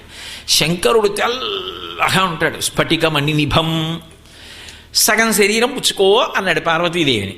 ఆవిడ సగం వచ్చింది. ఆవిడ అరుణాం కరుణా తరంగితాక్షీం ధృతపాశాంకుశ పుష్పబాణచాపాం అని కదా, ఎర్రగా ఉంటుంది. సింధూరారుణ విగ్రహాం త్రినయనాం మాణిక్య మౌళి స్ఫురత్ తారానాయక శేఖరాం స్మితముఖీం ఆపీనవక్షౌరుహాం పాణిభ్యాం అళిపూర్ణరత్నచషకం రక్తోత్పలం బిభ్రతీం సౌమ్యాం రక్తఘటస్థ రక్తచరణాం రత్నఘటస్థ రక్తచరణాం ధ్యాయేత్పరామంబికాం. అన్నీ ఎరుపే. చేతిలో ఉన్న తామరపు కూడా ఎరిపే. మాణిక్యాలతో చేసినటువంటి ఆ పాదపీఠం, ఎర్రటి చీర. ఇంత ఎర్రటి తల్లి సగానికి వచ్చి సగం శరీరం తీసుకుంది. ఇంత ఎర్రటి తల్లి సగానికి వస్తే పక్క తెలుపు మీద ఎర్ర కాంతి కొట్టేస్తుందా? కొట్టేదా? కొట్టేసింది. ఆ కొట్టేసేటప్పటికి మిగిలిన తెలుపు కనపడ్డం మానేసింది. శంకరాచార్యులు అన్నారు, నీ ఎరుపులో తెలుపు మునిగిపోయిందమ్మా, మిగిలిన సగం కూడా అపహరించేసావు అన్నారు. దొంగతనం కాదు, దర్శనం. ఇక్కడి నుంచి అర్ధనారీశ్వర స్వరూపాన్ని దర్శనం చేసి మన చేత చేయిస్తుంటారు శంకరాచార్యులు వారు చమత్కారంగా, సౌందర్యలహరి విన్యాసాలు. కాబట్టి అమ్మా కరుణాపూరిత మానసా త్రినయని. ఆయనకి 3 కన్నులు, ఆవిడికి 3 కన్నులు. అందుకే త్రయంబకీం అంటుంటారు. 3 కన్నులు ఉన్న తల్లి. అవి సూర్యచంద్ర అగ్నిహోత్రములు, దాని చేత లోకాలన్నింటినీ పోషిస్తూ ఉంటాయి. పేరాల భరతశర్మ గారు ఈ ఊరి వారికి అమ్మవారు స్వప్నంలో సాక్షాత్కరించి మరీ రాయించింది కొన్ని పద్యాలు. అమ్మ అలా రాస్తే బాగుంటుందా అని రాయడం మానేస్తే మళ్ళీ మర్నాడు కల్లో కనిపడి రాయించింది ఆయనతోటి. అందులో అంటారు, ఒక్కడు ఇన్గుముఖంబునను మరొక్కడు ఆరుముగాలతోడ నీ అక్కున పాలుద్రావ జగమంతయు బిడ్డలు కన్న తల్లి నేడెక్కడ నుండి చేపెతకో ఇనబింబము చంద్రబింబమున్ తక్కక నీయు రంబమునను తాల్పకయున్న అహర్నిశల్ సతీ అన్నారు. అమ్మ నీ కడుపున పుట్టిన పిల్లల్లో ఒకడికి 7 ముఖం, ఒకడికి 6 ముఖాలు. వాళ్ళిద్దరికీ ఆకలేస్తే ఇద్దరూ చెరో స్థానాన్ని పట్టుకు తాగుతూ ఉంటారు. ఒకడికి ఏనుక్కడి ఎప్పటికి నిండుతుంటే జీర్ణమైపోతూ ఉంటాయి, మళ్ళీ తాగుతూ ఉంటాడు. ఒకడికి ఒక ముఖంతో తాగుతాడు, తిప్పి రెండో ముఖం, ఆరో ముఖం వచ్చేటప్పటికి మళ్ళీ ఒకటో ముఖం. ఇంకా మేమెప్పుడమ్మా కడుపు నింపుకునేది, తల్లివి కదా మేము బిడ్డలంగాం అంటామేమోనని సూర్యచంద్రుల్ని స్తనాలుగా చేసుకుని లోకాలన్నింటికీ ఆహారం ఇచ్చి పోషిస్తోందట అన్నపూర్ణగా. అటువంటి తల్లివి కదూ. కాబట్టి త్రయంబకి, 3 కన్నులుండి లోకములను పోషణ చేస్తున్న తల్లివి. కాబట్టి కరుణాపూరిత మానస త్రినయనీ కళ్యాణయుక్త నిశాచర దర్పోన్నత సంహరీ సదమలా చండార్చిని యోగిని తరుణి ఆగమవందిత భగవతి తల్లి జగన్మోహిని. అందులో ప్రతి మాటకి వ్యాఖ్యానం చేస్తూ వెడితే ఎన్నాళ్ళు పడుతుంది, అయ్యే పని అది. కాబట్టి తరుణి ఆగమవందిత, వేదముల చేత నమస్కరింపబడేటటువంటి తల్లి హిమవంతుడి దగ్గరికి వచ్చి ఏమీ తెలియనట్టు ఇలా కొట్టి బుజ్జి చేతులతోటి నాన్నగారండి నాన్నగారండి గాజులు నాన్నగారండి అని అడిగితే నిజంగా కళ్ళల్లోంచి ఆనంద భాష్పాలు వచ్చి అమ్మా నీకు తండ్రినయ్యానా. ఏ ఇంటి ఆడపిల్ల పుట్టినా అంతేనండి, ఆడపిల్లదు మనవరాలైనా అంతే. నాన్నకి తాత ఇంకా ముద్దు. ఎందుకో తెలుసా, పరమేశ్వరుడిచ్చినటువంటి ఒక గొప్ప కానుక. పరమేశ్వరుడు మనుష్యులకు 2 గొప్ప కానుకలు ఇస్తాట. ఏమిటి అంటే, ఏదో ఓ 55 ఏళ్ళు వచ్చేసాయి అనుకోండి, ఇంటి వరండాలో నించుంటాడు. తన పిల్లలు చదువుకున్నబడే పిల్లలు వెనక సంచులు వేసుకుని పరిగెత్తుకొస్తూ ఉంటారు. చటుక్కున తన పిల్లలు గుర్తొస్తారు. నా పిల్లలు కూడా ఇలాగే పరిగెత్తుకుంటూ ఇంటికి వచ్చేవారు. ఆ బయట చెప్పులు ఇప్పి పరిగెత్తుకొచ్చి పలహారం తినేవారు, మళ్ళీ ఎక్కడికో పరిగెత్తుకుంటూ వెళ్ళిపోతుండేవారు. నాన్నగారండి నాన్నగారండి అని వెంట పడేవారు. ఆ రోజులు వేరు. ఇద్దరు పెద్దవాళ్ళు అయిపోయారు. వాడికి పెళ్ళి అయిపోయింది, దానికి పెళ్ళి అయిపోయింది. ఎక్కడో వాళ్ళ సంసారాలు వాళ్ళవి, ఇంకా రోజులు వస్తాయా అనుకుంటాడు. అలా వాడు బెంగ పెట్టుకుంటాడేమోనని మళ్ళీట తన పోలికలతోటో తన కొడుకు పోలికలతోటో మళ్ళీ ఇంకొకడిని ఇస్తాట పరమేశ్వరుడు, తాతని చేసి. అప్పుడంటే ఆఫీస్కి వెళ్ళాలి, ఇప్పుడు అది లేదు. కూర్చుని చక్కా మనవడితో ఆడుకుంటుంటాడు. మనవడితో ఆడుకోవడంలో తాతగారికి ఐశ్వర్యము ఆయుర్దాయము ఉంది. ఎంత శాంతి పొందుతాడో, ఎంత ఆనందపడిపోతాడో తాత.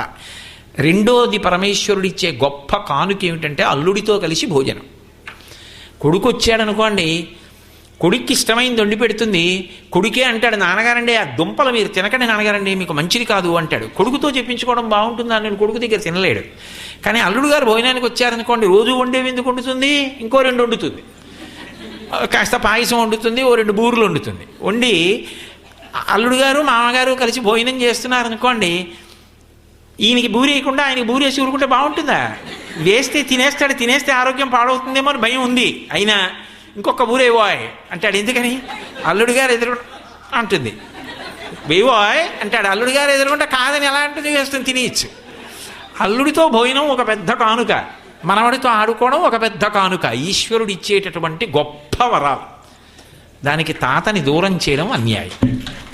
కాబట్టి కరుణాపూరిత మానసాత్రినయనీ కళ్యాణయుక్త నిశాచర దర్పోన్నత సంహరీ సదమలా చండార్చిని యోగిని తరుణి ఆగమవందిత భగవతి తల్లి జగన్మోహిని.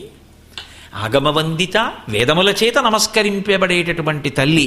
ఆ తల్లి పాదపీఠం మీద పాదాలు పెట్టి కూర్చుంటే ఆవిడ పాదముల మీద ఎర్రటి కుంకం చుక్కలు ఉంటాయిట. ఎక్కడవి అంటే శృతి సీమంత సింధూరీకృత పాదాబ్జధూళిక అని వ్యాసుడు.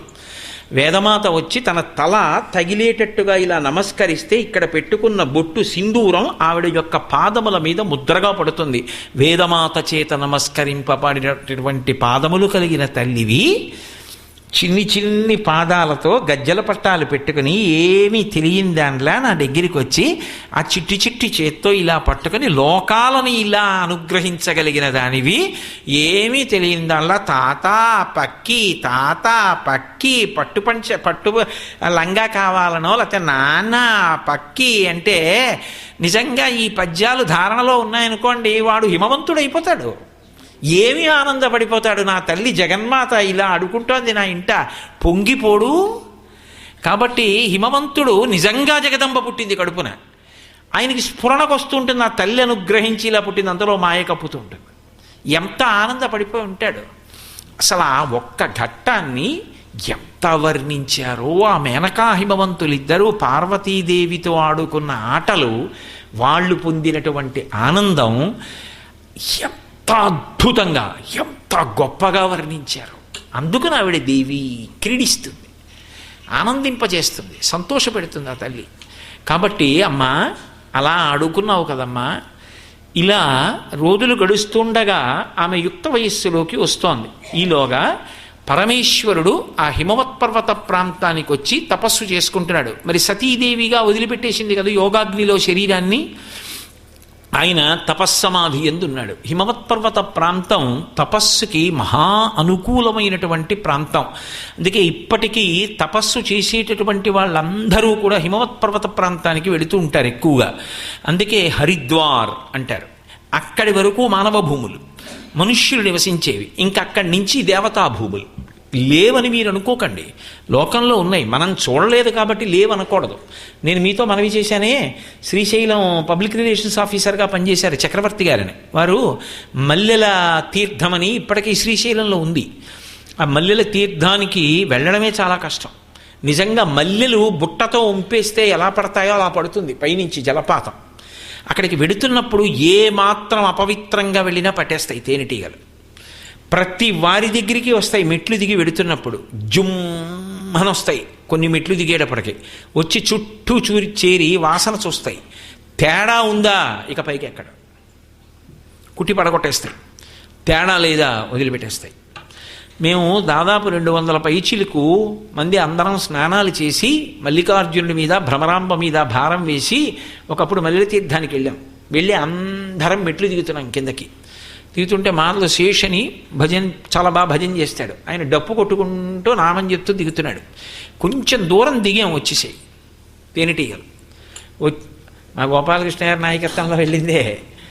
వచ్చి అందరి దగ్గరికి వచ్చి వాసన చూసాయి, వెళ్ళిపోయి వీళ్ళ దగ్గరికి మాత్రం గుంపులు వచ్చేసాయి. ఇంతలో ఎవరో తెలిసిన అతను పరిగెత్తుకొచ్చాడు అదృష్టవశాత్తు. ఏమండి ఇక్కడ వెళ్ళేటప్పుడు డప్పు కొట్టడం, గట్టిగా మాట్లాడడం చేయకూడదు, మౌనంగా వెళ్ళాలని వెంటనే ఆపేశారు. వెళ్ళిపోయి అడవిలోకి అందరం వెళ్ళి ఆ మల్లెల తీర్థం చూసాం. ఆ పైనుంచి పడుతుంటుంది, మల్లెలు బుట్టలతో వంపినట్టు పడిపోతుంది నీరు. తెల్లగా కింద శివలింగం ఉంటుంది, ఆ శివలింగం మీద పడతాయి వచ్చి. అక్కడ చంద్రావతి కూర్చుని మల్లె పూలతో పూజ చేసింది అంటారు. అందుకే ఇప్పటికీ మల్లెపూలులాగే పడుతుంది మల్లెల తీర్థం అని. అటువంటి చోట చెట్లు ఎగిరి వెడుతుంటాయి. శ్రీశైల శృంగే వివిధ ప్రసంగే శేషాద్రి శృంగే సదా వసంతం తమర్జునం మల్లిక పూర్వమేనం అంటారు శంకరాచార్యులు వారు శ్రీశైలం గురించి యోగతారావళిలో. నాతో అప్పుడు ఆ చక్రవర్తి గారు చెప్పారు, నేను ఒకప్పుడు ఇక్కడికి వచ్చినప్పుడు చెట్టు ఎగిరి వెళ్ళిపోతుంటే చూశానండి, పరమసత్యం ఇక్కడే ఎగరడం చూశాను అని చెప్పారు. మనం చూడలేదని అబద్ధాలు అనకూడదు, దోషం అది. ఆ దేశ సంస్కృతిని నాశనం చేసేయకూడదు. ఇంత గొప్ప వేదభూమి, ఇంత పవిత్ర భూమి, శంకరాచార్యులు వారికి ఏం కర్మ, అక్కర్లేని విషయాలు ఎందుకు మాట్లాడతారు? ఒక స్తోత్రం చదవకుండా, ఓ స్తోత్ర వ్యాఖ్యానం చదవకుండా, ఈ దేశ వైభవం చదవకుండా, ఈ దేశం ఎంత గొప్పదో తెలుసుకోకుండా చౌకుబారుగా మాట్లాడకూడదు. అది దోషభూయిష్టం. దేశ సంస్కృతిని, దేశ గౌరవాన్ని నాశనం చేస్తాయి అటువంటి మాటలు. ఒకటి ఉంది అన్నప్పుడు దానికి ప్రమాణం ఉన్నది. శ్రీశైలం గురించి అంత గొప్పగా చెప్పారు. శ్రీశైలమునందు మనసు తేలికగా లయమైపోతుందని శంకర భగవత్పాదులంతటి వారు నిర్ధారించారు. అసలు శంకరాచార్యుల వారు క్షేత్రం పేరెత్తరెక్కడ. అటువంటిది శివానందలహరి చేస్తే ఖచ్చితంగా మధ్యలోకి వచ్చేటప్పటికి 100 శ్లోకాల్లో 50వ శ్లోకం దగ్గరికి వచ్చేటప్పటికి సంధ్య మధ్యలోకి వచ్చింది కాబట్టి శ్రీశైలం చెప్పారు. సంధ్యారంభ విజృంభితం శృతిశిరస్థానాంతరాధిష్ఠితం సప్రేమ భ్రమరాభిరామమ సకృత్సద్వాసనాచోభితం భోగీంద్రాభరణం సమస్త సుమన పూజ్యం గుణావిష్కృతం సేవే శ్రీగిరిమల్లికార్జున మహాలింగం శివాలింగితం. ఇది కొంచెం బాధాకరమైన విషయం. ప్రపంచ దేశాలన్నీ సంస్కృతిలో వాళ్ళకి ఏదైనా ఒక చిన్న విషయం ఉంటే ఇది మా సంస్కృతి, ఇది మా గొప్పతనం అని చెప్పుకుని తిరుగుతున్న రోజుల్లో మన దేశంలో మనకింత సంస్కృతి వైభవం ఉండి గొప్పతనం ఉన్నటువంటి తపోభూములు, యోగ భూముల గురించి అవలా ఉంటాయా అని మనం మాట్లాడడం, మన సంస్కృతిని మనం పాడు చేసుకోవడం, చిన్నతనం చేసుకోవడం, చిన్నబుచ్చుకోవడం మార్చుకోవలసిన విషయమేమో అని చెప్పి ఎందుకో ఆర్తితో అప్పుడప్పుడు నాకు అనిపిస్తుంది. ఒకవేళ నా ఆలోచన దోషమైతే మన్నింపబడేదనుగాక. కాబట్టి అదిగో అటువంటి క్షేత్రములు అవి దేవభూములు. హరిద్వార్ తర్వాతంతా దేవతలు సంచరించేటటువంటి భూములు. అందుకే కొన్ని చోట్ల ప్రవేశించడం సాధ్యం కాదు. ఇప్పటికీ దైవీత్వం ప్రకటనమవుతూ ఉంటుంది. బదరీనాథ్లో 0 కన్నా కిందకి వెళ్ళిపోతుంది. ఒకప్పుడు శృంగగిరి పీఠాధిపతులు ఇలా అభిషేకం చేద్దామంటే గడ్డైపోయింది మంచు, అయినా చేశారు. మరి నియమం అటువంటిది. పీఠాధిపతి ప్రధాన నియమం శృంగేరిలో చంద్రమౌళీశ్వర అభిషేకమే. అటువంటి ప్రాంతంలో ఇక ఎవరు ఉండలేరని చెప్పి కొన్ని నెలల పాటు గుడి తలుపులు మూసి వచ్చేసే ముందు అఖండ దీపం పెట్టి నెయ్యి వేసి వచ్చేస్తారు. అన్నీ గడ్డైపోతాయి. దీపం మాత్రం మళ్ళీ తలుపులు తీసేటప్పటికి వెలుగుతూనే ఉంటుంది. ఇంకా అంతకన్నా ప్రమాణం ఏముంటుందండి లోకంలో? మొన్ననే కదా నేను శ్రీకాళహస్తి గురించి చెప్పా. లేపాక్షి విదేశీయులు ఒకప్పుడు స్తంభం కదిపారు. వేలాడుతున్న స్తంభం మీద గుడిలా ఉంటుందని. దేవాలయం అంతా కదిలింది. అంత గొప్ప శాస్త్రవేత్తలు ఒకప్పుడు. కానీ అన్నిటినీ దేవాలయపరం చేసి సంస్కృతిని నిలబెట్టారు. కాబట్టి అటువంటి దేవభూములు కనుక శంకరుడంతటి వాడు అక్కడ తపస్సు చేస్తున్నాడు. ఆయన వచ్చి తపస్సు చేసుకుంటున్నాడన్న విషయం హిమవంతుడికి తెలిసి ఆయన పరమ సంతోషాన్ని పొందాడు. లోకంలో ఉండేటటువంటి పోకడ ఏమిటంటే ప్రతి వ్యవస్థలోనూ ఎక్కడో అక్కడ ఎవరో ఒకడు ఆ వ్యవస్థలో ఉండేటటువంటి పవిత్రతని పాడు చేసి దానిని ఆధారం చేసుకుని లోకాన్ని పాడు చేసే ప్రయత్నం చేసేవాళ్ళు ఉంటారు. కానీ దానివల్ల విధానమే దోషము అనడం మాత్రం మంచిది కాదు. మహాత్ములు ఉంటారు, మహాత్ముల్లా నటించేవాళ్ళు ఉంటారు. సంప్రదాయం ఏమిటంటే పెద్దలైనటువంటి వారిని సేవింపచేస్తారు. ఏదో వారు పూజ చేసుకుంటున్నారు అనుకోండి, ఇంట్లో ఓ పెళ్లి కాని ఆడపిల్ల ఉందమ్మా, ఆయన పూజ చేసుకుంటున్నారు, ఆయనకి కాసిన నీళ్లు పెట్టు, అభిషేకానికి ఈ పువ్వులు పట్టుకెళ్ళి పెట్టు. ఎందుకంటే మహాత్ముల సేవ చేస్తే వారు సంతోషించి ఆశీర్వచనం చేస్తారు. వారికి ఏం కావాలి ఇంకంతకన్నా? వారేం తాంబూలాలు కోరుకుంటారా, బట్టలు కోరుకుంటారా, ఏం కోరుకుంటారు? చిన్న పిల్ల పువ్వులు కోసి తెచ్చిపెట్టిందే, స్నానం చేసి నీళ్లు తెచ్చిపెట్టిందే అని ఆనందించి, అమ్మా ఉత్తరోత్తరాభివృద్ధిరస్తు, సత్సంతాన ప్రాప్తిరస్తు, ఏంటి ఏదో మంచి చక్కటి నీకు వరుడు వచ్చుగాక అన్నట్లుగా ఆశీర్వచనాలు చేస్తే దాని వలన ఆ పిల్ల జీవితం బాగుంటుంది. మహాత్ముల యొక్క ఆశీర్వచనం అంగరక్ష కనుక. హిమవంతుడు అదే చేశాడు. అందుకే హిమవంతుడు కూడా తన కుమార్తె అని కదూ అనుకుంటున్నాడు పార్వతీదేవిని. ఆవిడ మాయ, దేవి క్రీడిస్తూ ఉంటుంది. అందుకని ఈవిడ్ని తీసుకుని శంకరుడి దగ్గరికి వెళ్ళాడు. అవధా ఈశ్వర విన్నపంబు మదిలో నాలింపు. శంకర, నేను చేస్తున్నటువంటి విజ్ఞాపనని వినండి. ఈ యువిదన్ మీ యొద్ద పెట్టిపోయెదను, ప్రీతిన్ మిమ్ము సేవించుడెన్. ఈమెను మీ దగ్గర ఉంచుతాను. ఈమె ప్రీతితో మీకు సేవలు చేస్తూ ఉంటుంది. ఈమె ఏమైనా పొరపాటున తెలిసి కానీ తెలియక కానీ అపరాధములు చేయవచ్చు. కానీ పెద్ద మనస్సుతో ఆ అపరాధములను మన్నించండి. తెలియని పిల్ల కదూ, చిన్న పిల్ల కదూ, ఆమె జీవితం బాగుండాలని మీకు కొద్దిగా సేవ చేసి పెడుతుందని ఇక్కడ విడిచిపెడుతున్నాను. మీరు తపస్సు చేసుకుంటున్నారు కదూ, ఆమె చెలికత్తెలతో కలిసి ఉంటుంది. దో వేళపట్టున పువ్వులు అందిస్తుంది, ఆ వేళపట్టును తీసుకొచ్చి నీళ్లు పెడుతుంది. కానీ చిన్నతనం కదూ, అందుకని ఒక్కొక్క రోజున సరిగా వేళపట్టును చేయకపోవచ్చు. కానీ కోపం పెట్టుకోకండి అని అవధా ఈశ్వర విన్నపంబు మదిలో నాలింపు. ఈ విదారత్నము పెట్టిపోయేదను మీ వద్దన్, సంప్రీతిని మీకు సేవించడం. ఈమె మిమ్మల్ని సేవిస్తుంది. ఒకవేళ ఏదైనా పొరపాటు వస్తే మాత్రం మన్నించండి అని చెప్పి ఆమెను అక్కడ ఉంచి హిమవంతుడు ఇంటికి వెళ్ళిపోయాడు. ఆ తల్లి శంకరుణ్ణి సేవిస్తోంది చెలికత్తెలతో కలిసి. ఈలోగా ఇంద్రుడికి తొందర కలిగింది. ఎందుకని? నిన్న మీకు చెప్పాను, వజ్రాంగుడు ఆయనకి బ్రహ్మగారి చేత ఇయ్యబడినటువంటి వరాంగి యొక్క కోరికను అనుసరించి బ్రహ్మగారి గురించి తపస్సు చేసి తారకాసురుడిని కన్నాడు. తారకాసురుడు పుట్టినప్పుడే లోకములో దుశ్శకునములు కనబడ్డాయి. ఆ తారకాసురుడు తన పొందినటువంటి తపోబలం చేత లోకములనన్నిటినీ పీడిస్తున్నాడు. ఎవరికైనా ముందు ఏముందండి, చావు లేదనేటప్పటికీ స్వర్గలోకాన్ని ఆక్రమిస్తారు. భోగం అనుభవిద్దాం ఇంక ఈ శరీరంతో. శరీరం ఉంటే కదా భోగం. అందుకని చావు ఉండకూడదంటారు, ఎందుకంటే భోగం అనుభవించాలని. జ్ఞాని శరీరం ఉండాలండవు, ఎందుకంటే ఆత్మ నేను కాబట్టి ఉంటే ఎంత ఊడిపోతే ఎంత అంటాడు. కాబట్టి ఆ తారకాసురుడు స్వర్గలోకాన్నంతటినీ కూడా తన చెప్పు చేతల్లోకి తీసుకుని దేవతలందరినీ తరివేశాడు. వీళ్ళందరికీ కూడా ఇప్పుడు బాధ. ఎలా? తారకాసురుడు సంహరింపబడాలి అంటే పార్వతీదేవికి పరమశివుడికి కుమారుడు కలగాలి. ఎందుకని తారకాసురుడు వరం అడిగాడు. శంకరుని యొక్క వీర్యము స్ఖలనమైతే, పార్వతీదేవి సంబంధము లేకుండా కుమారుడు కలిగితే, శంకరునకే కుమారుడు కలిగితే ఆయన యొక్క తేజస్సుకి, ఆ కుమారుడు వచ్చి నా మీద బాణం వేస్తే అప్పుడు నేను మరణిస్తానన్నాడు. మరి పార్వతీ పరమేశ్వరుల యొక్క దాంపత్యంలో ఆమె తప్ప ఆయన యొక్క తేజస్సు కదిలేటట్టుగా చెయ్యగలిగిన వాడెవరు? అందుకని ఈ తల్లిని వినియోగించి అవకాశం చూసుకుని పార్వతీ పరమేశ్వరులు ఇద్దరి మధ్య మోహం కలిగేటట్టు చెయ్యాలి. ఇద్దరు ఒండరులు ఒకరి పట్ల ఒకరు ఆకర్షితులు కావాలి.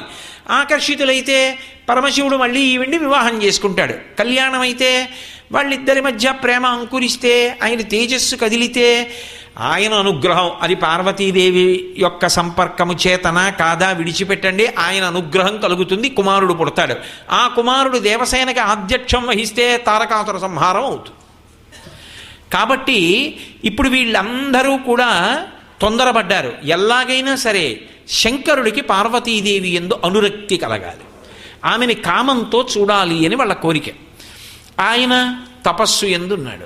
ఆమె ఏమీ తెలియని పిల్లల ఒక కన్య, తండ్రి అదుపులో ఉన్నటువంటి కన్య ఎంత పవిత్రమైనటువంటి జీవనం చెయ్యాలో అంత పవిత్రమైనటువంటి జీవనాన్ని ఆమె చేస్తూ ఏమీ తెలియని దానిలా ఆమె ప్రవర్తిస్తోంది.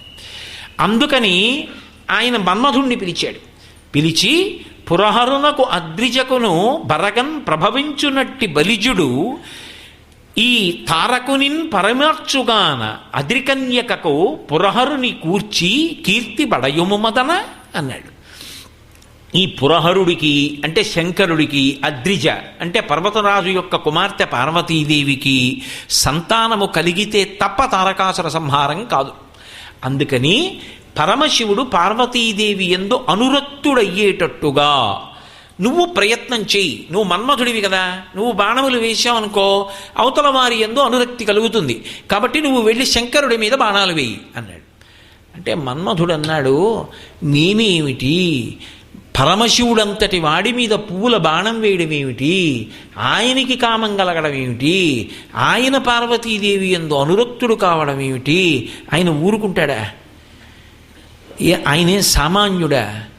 పుండరీకాక్షుని పుత్రుండనయ్యుండి ఇభచర్మధరుపైకి ఎట్లు పోదు, పోయిన అద్దేవు భూరి ప్రతాపాగ్ని మెరయంగ నా తేజమెందు నిలచు.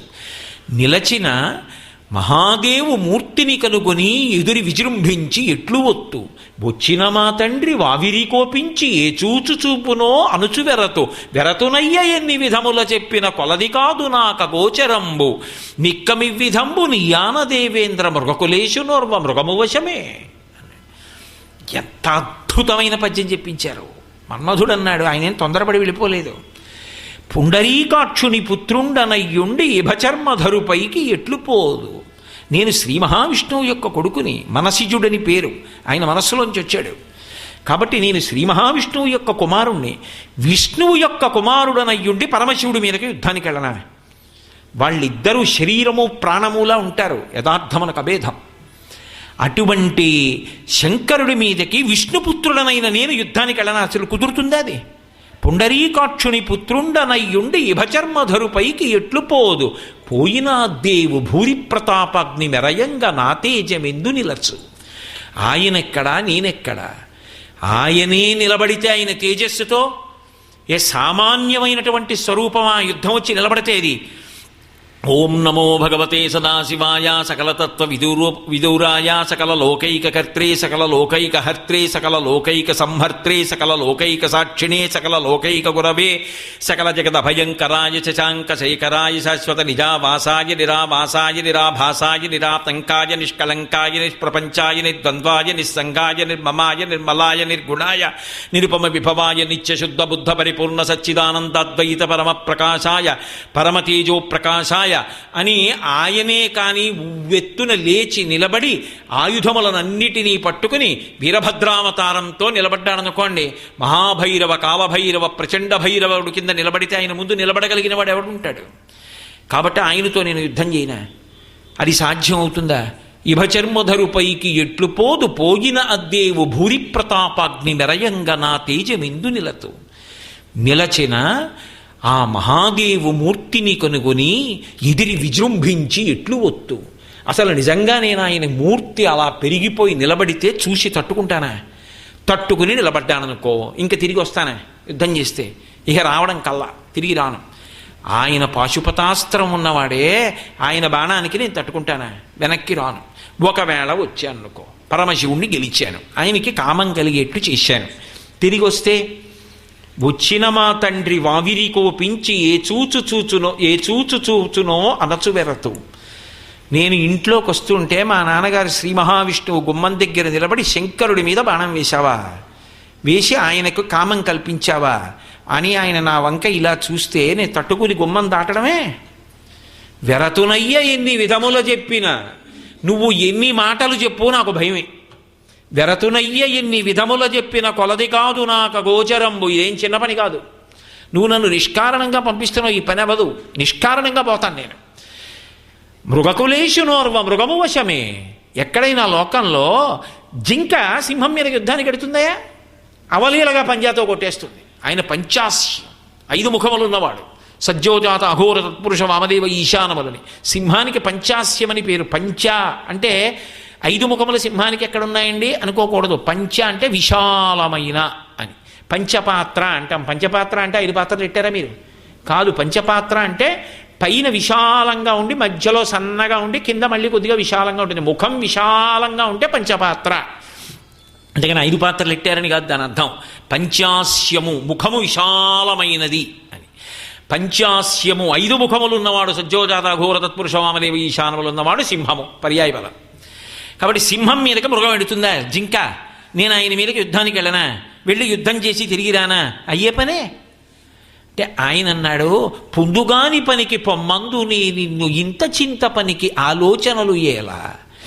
అసలు అది జరిగే పని కాకపోతే నేను పంపిస్తానయ్యా? ఎందుకు ఇంత ఆలోచన చేస్తున్నావు?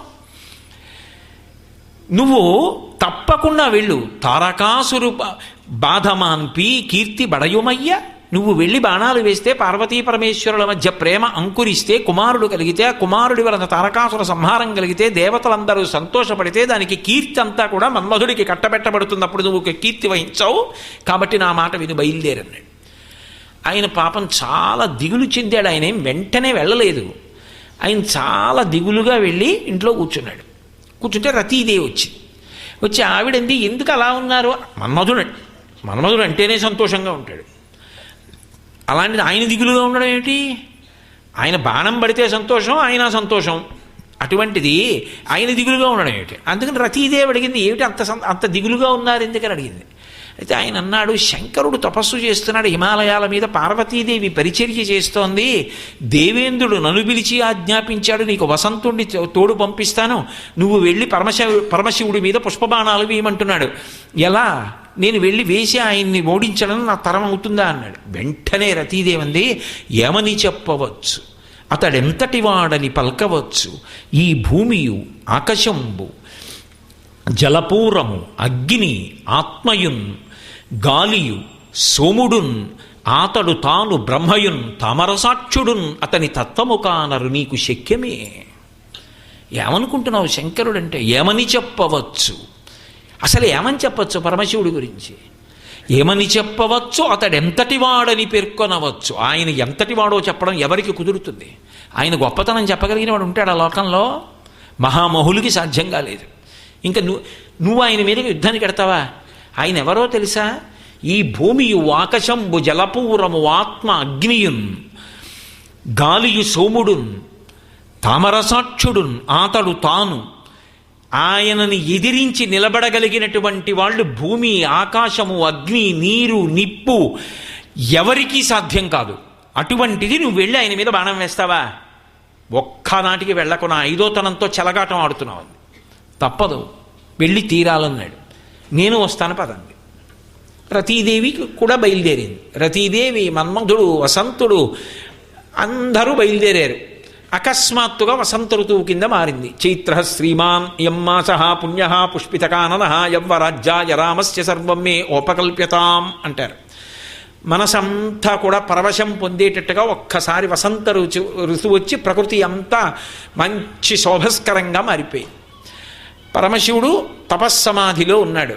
ఆయన ఏదో బహిర్ముఖుడు అయ్యాడు, పార్వతీదేవి దగ్గరికి వచ్చింది, ఏదో పూల సజ్జ అందిస్తోంది, అదే అదునుగా చేసుకున్నాడు. బాణం వేస్తే మన్మధుని యందు కామము ప్రకోపిస్తుంది.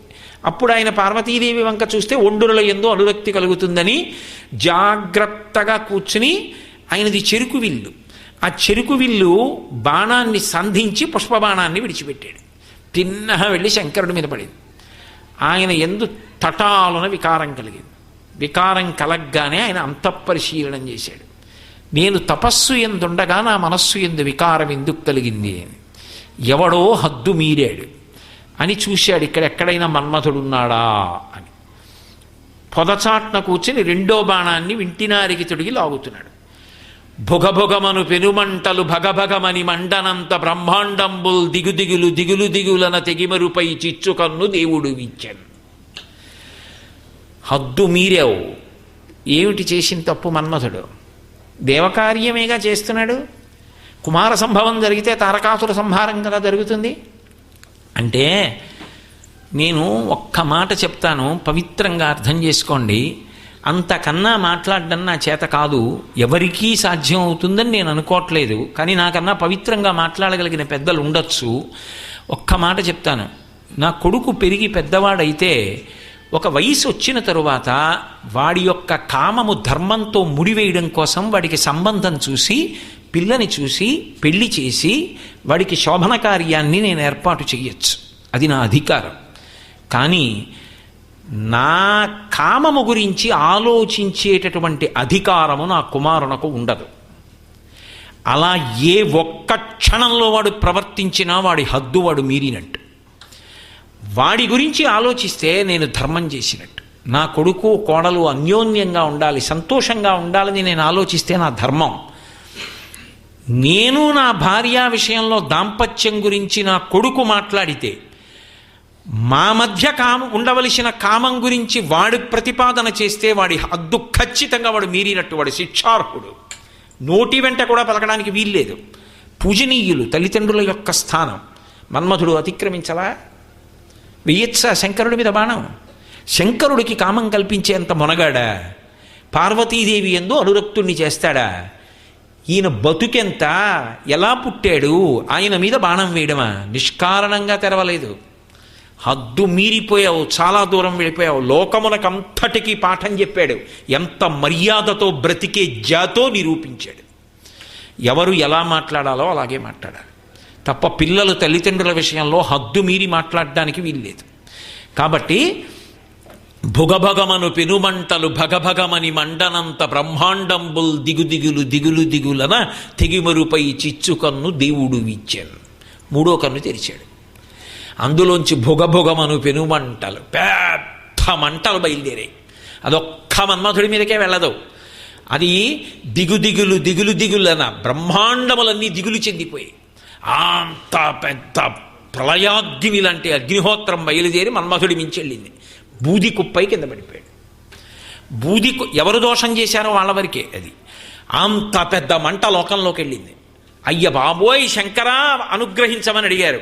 బడబాగ్నిగా సముద్రంలో ప్రవేశపెట్టాడు. అది సముద్రంలోకి వెళ్ళిపోయింది. అగ్ని ఇప్పటికీ జీవజాతాన్ని తింటూ సముద్రంలో ఉంటుంది అని బడబాగ్ని అంటారు. అటువంటి అగ్నిహోత్రాన్ని సముద్రంలో పెట్టి లోకములను రక్షించాడు. నిగ్రహానుగ్రహ సమర్థుడు. కోపం అంటే అర్థం లేని కోపం ఉండదు ఆయనకి. ఎవరు దోషం చేశారో వాళ్ళ వరకే. మన్మథుడు బూది కుప్ప అయిపోయాడు. వసంతుడు పారిపోయాడు. అప్సరసలు మాయమైపోయారు.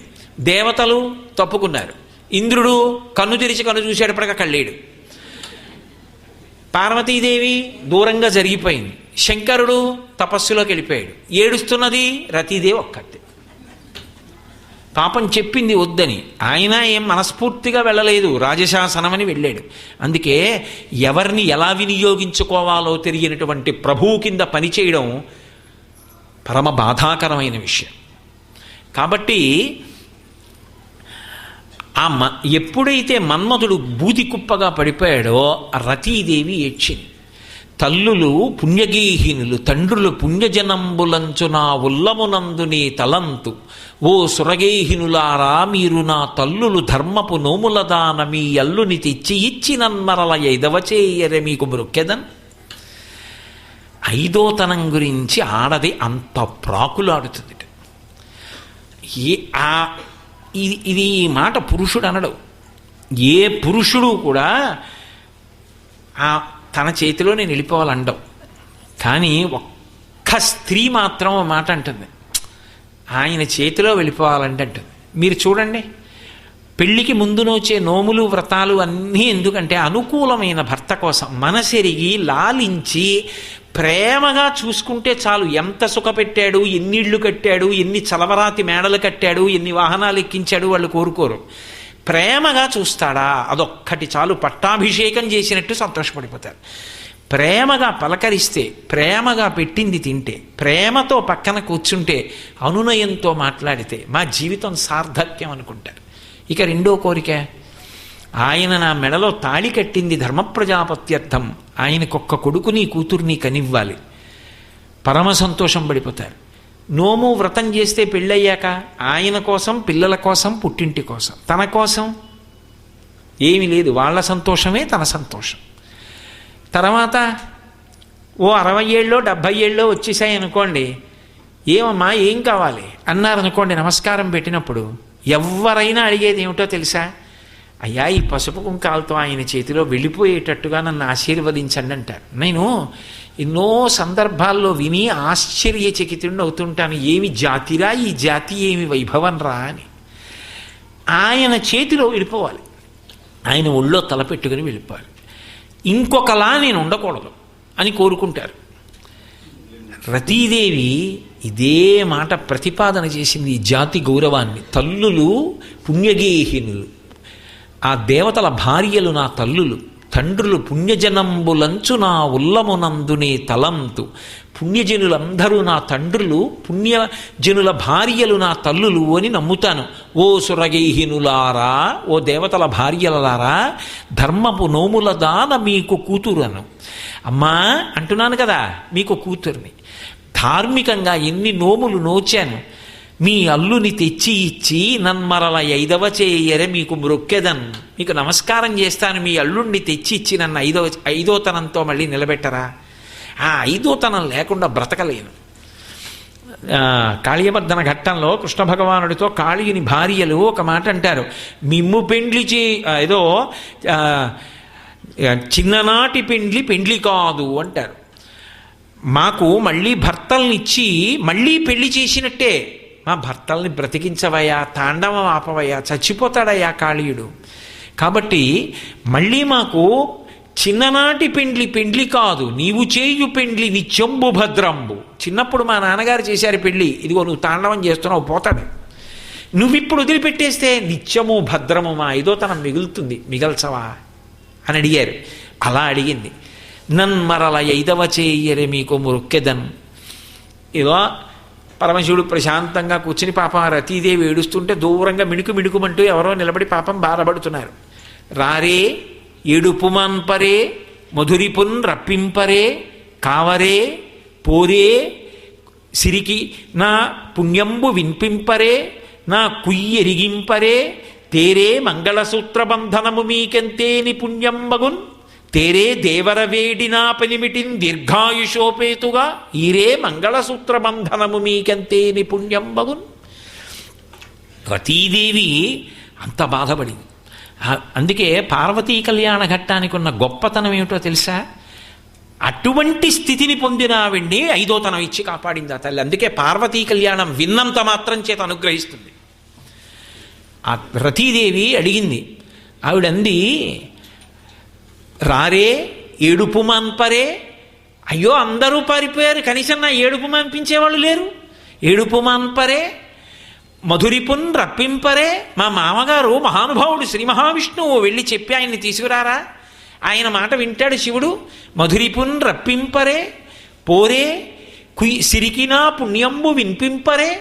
5వ ఉన్న వాళ్ళని చూడగానే లక్ష్మీదేవి అంటారు. నా అత్తగారు లక్ష్మీదేవి, నేను ఇలా అయిపోయాను. నా పుణ్యం మా అత్తగారికి చెప్పరా, ఇలా అయిపోయింది మీ కోడలని. సిరికినా పుణ్యంబు వినిపింపరే ఈరే దేవర వేడిన పెనిమిటిం దీర్ఘాయుషోపేతుగా. అదిగో ఆ శంకరుణ్ణి వేడి మళ్ళీ ఆయన ప్రసన్నుడయ్యేటట్టుగా చేసి ఆ బూది కుప్పలోంచి మళ్ళీ నా భర్త బ్రతికేటట్టుగా చేసి దీర్ఘాయుష్మంతుడిగా నా భర్తను నాకు ఇవ్వరా? దీర్ఘాయుషోపేతుగా ఈరే మంగళసూత్ర బంధనము మీకెంతే నిపుణ్యంబగున్. ఆ మంగళసూత్ర బంధనం ఎప్పటికీ నా మెడలో ఉండిపోయేటట్టుగా ఆవిడ సర్వమంగళ దేవత. ఈ పద్యాలకి ఎంతో శక్తి ఉంది తెలుసా అండి. ఇవి వినడం, ఆ రతీదేవికి సౌభాగ్యం అనుగ్రహింపబడడం అంత చిన్న విషయం కాదు. అది ఎంతంత గండాన్ని తప్పిస్తుంది. అందుకే పార్వతీ కళ్యాణ ఘట్టం అంత గొప్పదైంది. ఈరే మంగళసూత్ర బంధనము మీకెంతే నిపుణ్యంబగున్. మీకు పుణ్యం ఉంటుంది నా మంగళసూత్ర బంధనం నిలబెట్టరా అని అడిగింది. అడిగితే ఆయన మహాదేవుడు అలాగే తపస్సులో ఉన్నాడు. ఎవరు వస్తారు? ఆయన కోపానికి ఎదురు నిలబడి అడిగగలిగిన మొనగాడు ఎవరుంటాడు? ఎవరు రాలేదు. కానీ జగన్మాత వింది.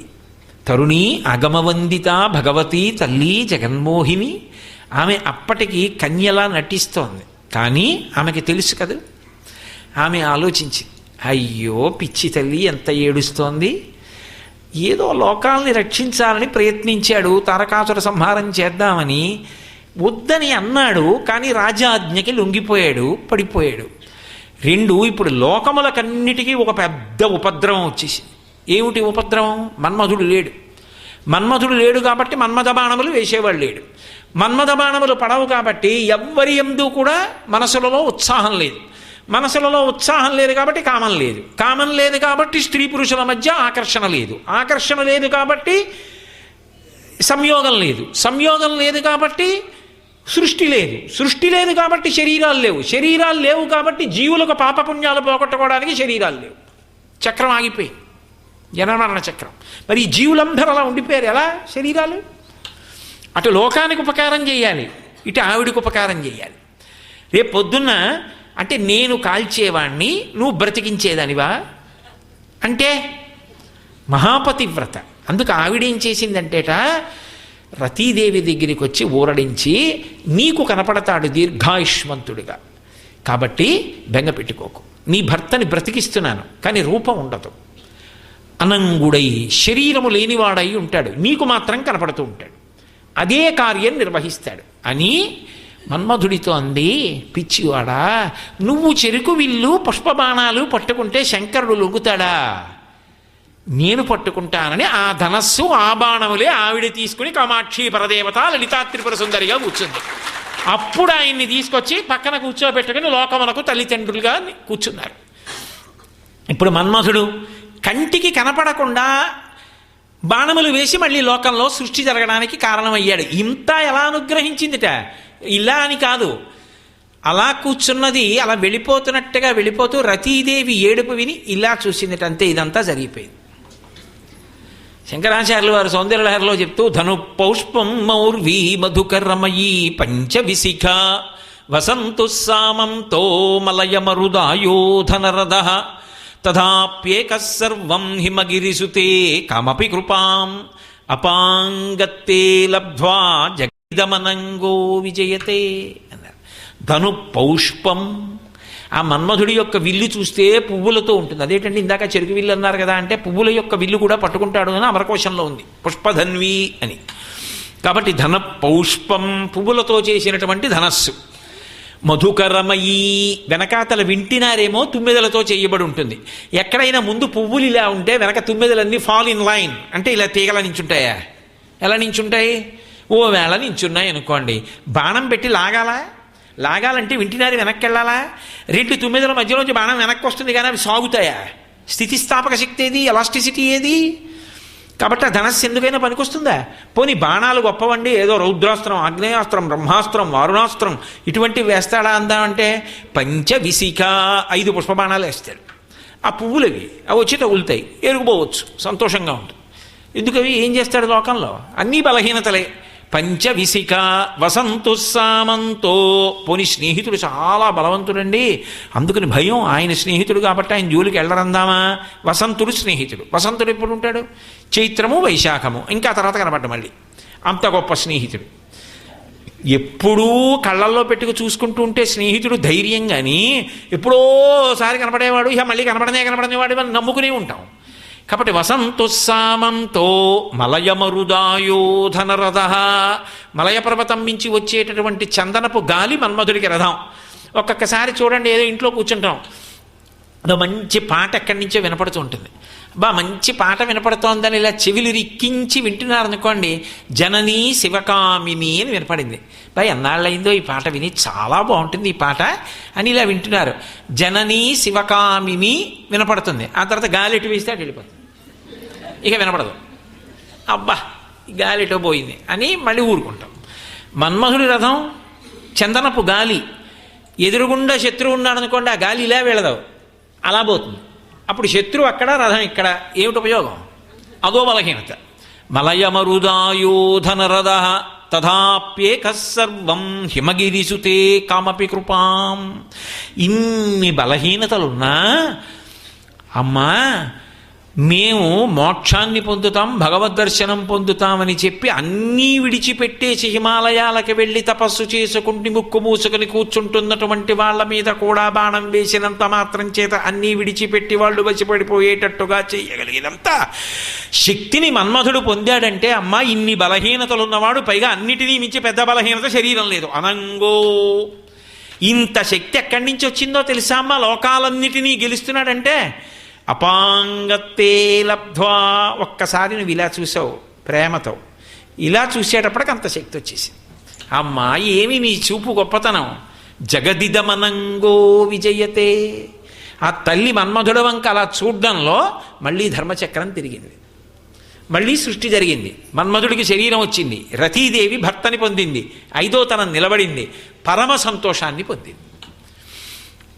అందుకే పార్వతీ కళ్యాణ ఘట్టంలో ఇది విన్నంత మాత్రం చేత అమ్మవారి అనుగ్రహ ప్రసరణం నిలబడుతోంది. కాబట్టి అందరికీ కూడా రక్ష అని చెప్తారు. అందుకు పార్వతీ కళ్యాణ ఘట్టం చెవులు రిక్కించుకుని అంత జాగ్రత్తగా వింటుంటారు, అన్ని పవిత్ర ఘట్టాలు నడుస్తాయి కాబట్టి.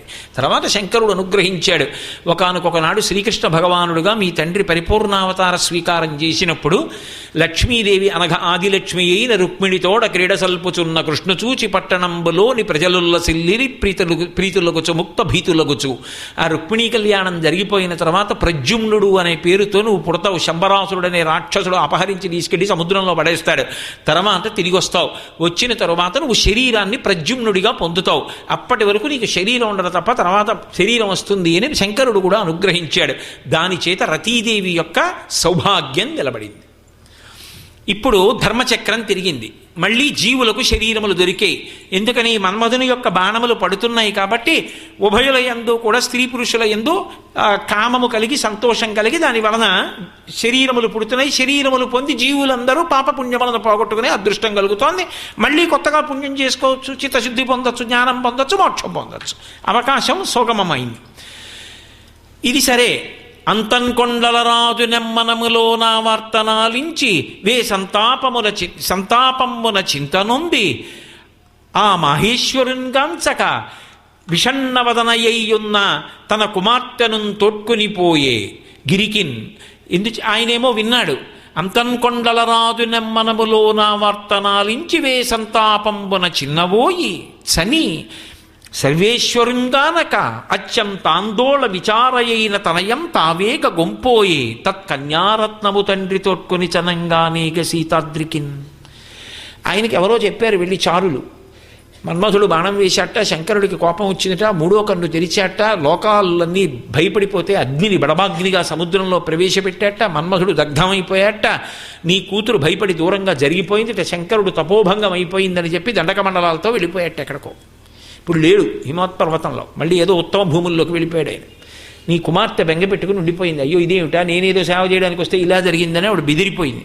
అంటే అంతన్కొండల రాజు నెమ్మనములో నా వార్తనాలించి వే సంతాపంబున చిందపోయి చని సర్వేశ్వరుంగానకత్యంత ఆందోళ విచారయైన తనయం తావేగ గొంపోయే. కుమార్తెని మళ్ళీ ఇంటికి తీసుకెళ్ళిపోయాడు. ఆ కన్యారత్నము తండ్రి తోడ్కొని చనంగానేగ సీతాద్రికిన్. తండ్రి వచ్చి అమ్మ వచ్చేసి ఇంటికి ఏమిటమ్మా ఇలా అయింది, నేనేదో నువ్వు సేవ చేస్తావు, ఆయన అనుగ్రహం పొందుతావు అనుకున్నాను, వచ్చేసి అని కూతుర్ని తీసుకెళ్ళిపోయాడు. ఏమీ తెలియని దానిలో వెళ్ళిపోయింది. దేవి క్రీడిస్తుంది. శంకరుడు వెళ్ళిపోయాడు, పార్వతీదేవి వెళ్ళిపోయాడు, తారకాసురుడు విజృంభించిపోయాడు, దేవతలు ఏడుస్తున్నాడు. మళ్ళీ సమస్య అక్కడే ఉంది. ఎలా? ఎవరు తాళం తీసేవాళ్ళు? ఇక ఎవరికి ధైర్యం ఆ విషయంలో జోక్యం చేసుకోవడానికి? ఇంకెవరైనా జోక్యం చేసుకుంటారా? అసలు నిజంగా దీనికి కుమార సంభవం కానీ లేకపోతే బాలకాండలో షణ్ముఖోత్పత్తి కానీ కలిపితే అయ్యే పనే. ఎంత అద్భుతంగా వర్ణించారో వాల్మీకి మహర్షి. సరే, మరి మళ్ళీ లోకాలను అనుగ్రహించాలి, ఎవరు పూనుకోవాలి? శంకరుడే పూనుకోవాలి. అందుకే ఆయన ఏం చేశాడంటే సోది చెప్పేటటువంటి స్త్రీగా మారిపోయాడు. మారిపోయి మళ్ళీ ఏ కారణం చేత ఇద్దరూ కలవవచ్చో, ఏ కారణం చేత కుమారుడు కలుగుతాడో, ఏ కారణం చేత తారకాసుర సంహారం అవుతుందో, లోకములు అనుగ్రహింపబడతాయో, లోకములకు శాంతి కలుగుతుందో ఆ దారి ఆయన చెప్పాలి. కానీ ఇప్పుడు మళ్ళీ శంకరుడుగా వచ్చి చెప్తే బాగుంటుందా? ఆ పిల్ల పరిచర్య చేస్తుంటే ఈ పిల్ల కోసమే వచ్చానంటే ఏం మర్యాదగా ఉంటుంది? అందుకని సోది చెప్పేవాళ్లే వచ్చాడు. ఆ సోది చెప్పడానికి వచ్చినప్పుడు కాకోధరాదీశ కంకణములు దాచి శంఖ కంకణములు చాలా తొడిగి సామజదనుజేంద్ర చర్మాంబరము దాచి కమనీయ కనకాంబరమును కట్టి గంగానిశానాథ కలిత జూటము దాటి కురువెంట్రుకలు కల కొప్పు కట్టి పావకరాజిత పాలభాగము దాచి తిలకంబుతో పాలమమర చేసి చేత త్రిశూలంబు దాచి పూల సెజ్జయమర వామభాగమునందు స్త్రీ కల స్వామి వెలది వెలది అనుచు ఎగుదించే. ఆయన ఏమీ తెలియనటువంటి వాళ్ళ అప్పటి వరకు అర్ధనారీశ్వర స్వరూపంగా పక్కన ఉమాదేవితో కూడి ఉండేటటువంటి శంకరుడు, పార్వతీదేవితో ఉండేటటువంటి శంకరుడు కాకోధరాదీశ కంకణంబులు దాచి శంఖ కంకణములు చాలా తొడిగి, సోది చెప్పేవాళ్ళు ఎలా వేసుకుంటారో అలా ఆయన శంకరుడు అందరిలా కంకణాలు పెట్టుకోడు. ఆయన కాకోధరాదీశ కంకణంబులు అవేమి పిల్లపావులు బురదపావులు కాదు. కాకోధరాదీశ ఆదిశేషుడు, వాసుకి మొదలైన వాళ్ళు ఆయన చేతికి కంకణాలుగా ఉంటారు. వాళ్ళు కోరుకున్నారు, అయ్యా మీ చేతికి కంకణాలుగా ఉంటాం, మీ మెడలో ఆభరణంగా ఉంటాం, మమ్మల్ని స్వీకరించండి అని. ఆయన లోకములకు తండ్రి, సమస్త జగత్తులకు అధినాథుడు, విశ్వనాథుడు. ఆయనకి ఏదో మెడలో అది ఉండాలి ఇది ఉండాలని కోరిక ఆయనకి ఎందుకుంటుంది? లోకాన్ని అనుగ్రహించడం ఆయన లక్షణం. అందుకే అంతంత పెద్ద పావుల్ని తీసి మెడలో హారాలుగా వేసుకున్నాడు, వాటి సంతానాన్ని తీసి చేతులకి ఆభరణాలుగా పెట్టుకున్నాడు. అవి ఉంటే తెలిసిపోతుంది శంకరుడని. అందుకని కాకోధరాదీశ కంకణములు మాని శంఖ కంకణములు చాలా తొడిగి, సముద్రపుడిన శంఖాలు దొరుకుతాయా? శంఖాలన్నీ దండల కింద గుచ్చి చేతులకి కంకణాల కింద పెట్టుకుంటారు సూర్య చెప్పేవాళ్ళు. శంఖ కంకణములు చాలా తొడిగి సామజదనుజేంద్ర చర్మాంబరము దాచి కమనీయ కనకాంబరమును కట్టి, ఆయన ఏనుగు చర్మం కట్టుకుంటాడు, అది కూడా ఎప్పుడు నెత్తురోడుతూ ఉంటుంది, మాంసం వేలాడుతూ. అది ఏం చేతకాక కట్టుకోడు ఆయన. ఒకానొకప్పుడు ఆయన కాశీపట్టణంలో కూర్చొని ఉండగా గజాసురుడని ఒక రాక్షసుడు బయలుదేరి కాశీపట్టణాన్ని అంతటినీ అతలాకుతలం చేస్తున్నాడు. ఆయన మంచి తపస్సమాధిలో ఉన్నాడు శంకరుడు. ఏమిట్రా వీడి దిక్కుమాల అల్లరి, వీడు పైగా కాశీపట్టణాన్ని పాడు చేస్తున్నాడు ఏమిట్రా అని ఆయనకి కోపం వచ్చింది. కాశీ యొక్కతే, గంగ యొక్కతే, కాశీ యొక్కతే మరియు దక్షిణ కాశీ యొక్కతే, అవి ఆయన యొక్క భార్యలతో సమానం. కాశీపట్టణం అంటే ఆయనకు అంత ప్రీతి. అందుకని ఆయన ఏం చేశాడంటే, ఎవడరా ఇలా అల్లరి చేస్తున్నాడని చెప్పి, వీడితో పెద్ద యుద్ధం ఏమిటని చెప్పి ఆ ఏనుగు రూపంలో వచ్చి అల్లరి చేస్తున్నాడు. ఆ త్రిశూలం పక్కనుంది, దాన్ని తీసి పోటు పొడిచాడు. పొడిచి ఇలా పైకెత్తి పక్కన పెట్టుకుని జపం చేసుకుంటుంటే ఈ త్రిశూలం మీద ఉన్నాడు వాడు. నెత్తురంతా కారిపోయింది. ఇక ప్రాణోత్క్రమణ స్థితి వచ్చింది. ఆ త్రిశూలం నుంచి విడిపించుకోలేకపోయాడు. విడిపించుకోలేక ప్రాణం పోయే ముందు శంకరుణ్ణి స్తోత్రం చేస్తానని సామగానం చేశాడు. సామవేద మంత్రాలతో స్తోత్రం చేశాడు. బుద్ధి తెచ్చుకుంటే చాలు పరవశించిపోతాడు ఆయన. వెంటనే తల పైకెత్తి చూసి, అబ్బాయి ఎంత గొప్ప గానం చేశావురా అన్నాడు. ఆయన అన్నాడు, నాకొక్క వరం ఇవ్వండి స్వామి అని. ఏం కావాలన్నాడు. నా పేరు మీద లింగస్వరూపాన్ని పొందండి. కృత్తివాసేశ్వరుడు అన్న పేరుతో ఈ కాశీపట్టణంలో నా శరీరం లింగస్వరూపాన్ని పొందాలి. నేను శరీరం వదిలేసిన తర్వాత త్రిశూలం నుంచి విడిపించి తోలు ఒలిచేసి ఆ నెత్తుటితో మీరు కట్టుకోవాలి. కానీ ఇది చివికిపోకూడదు, దుర్గంధం రాకూడదు, బహుపరిమళంతో ఎప్పుడూ అలాగే ఉండాలి. మీరు కరిచర్మాంబరధారి అని పేరు పొందాలి. నా తోలు మీకు బట్ట కావాలి, నా శరీరం లింగం కావాలి, దానికి మీరు అధిష్టానం కావాలి, కాశీలో నేను ఉండాలి అని అడిగాడు. స్వస్తి, తప్పకుండా శుభం భూయాత్. అందుకే ఇప్పటికీ కృత్తివాసేశ్వరలింగం అని మీరు ఆ శివాలయంలోకి వెడితే ఏనుగు పడుకున్నట్టుగా ఉంటుంది శివలింగం. ఓ పక్క నుంచి చూస్తే అచ్చు ఏనుగు పడుకుందేమో అనుకుంటారు, అలా ఉంటుంది. ఆ ఏనుగు తోలు తాను కట్టుకుంటాడు. తాత్వికంగా అయితే ఏంటంటే ఏనుగు తోలు కట్టుకోవడం అంటే మాయని అణిచిపెట్టగలిగిన వాడు అని దాని అర్థం. ఆ ఏనుగు తోలు కట్టుకుంటాడు కాబట్టి మళ్ళీ వెనక్కి రండి. ఆ సోది చెప్పేటప్పుడు మరి ఏనుగు తోలు కట్టుకుంటే పట్టుకోరు, పరమశివుడని తెలిసిపోదు. అందుకని సామజదనుజేంద్ర చర్మాంబరము దాచి కమనీయ కనకాంబరమును కట్టి ఎర్రటి చేరోటి కట్టుకున్నాడు.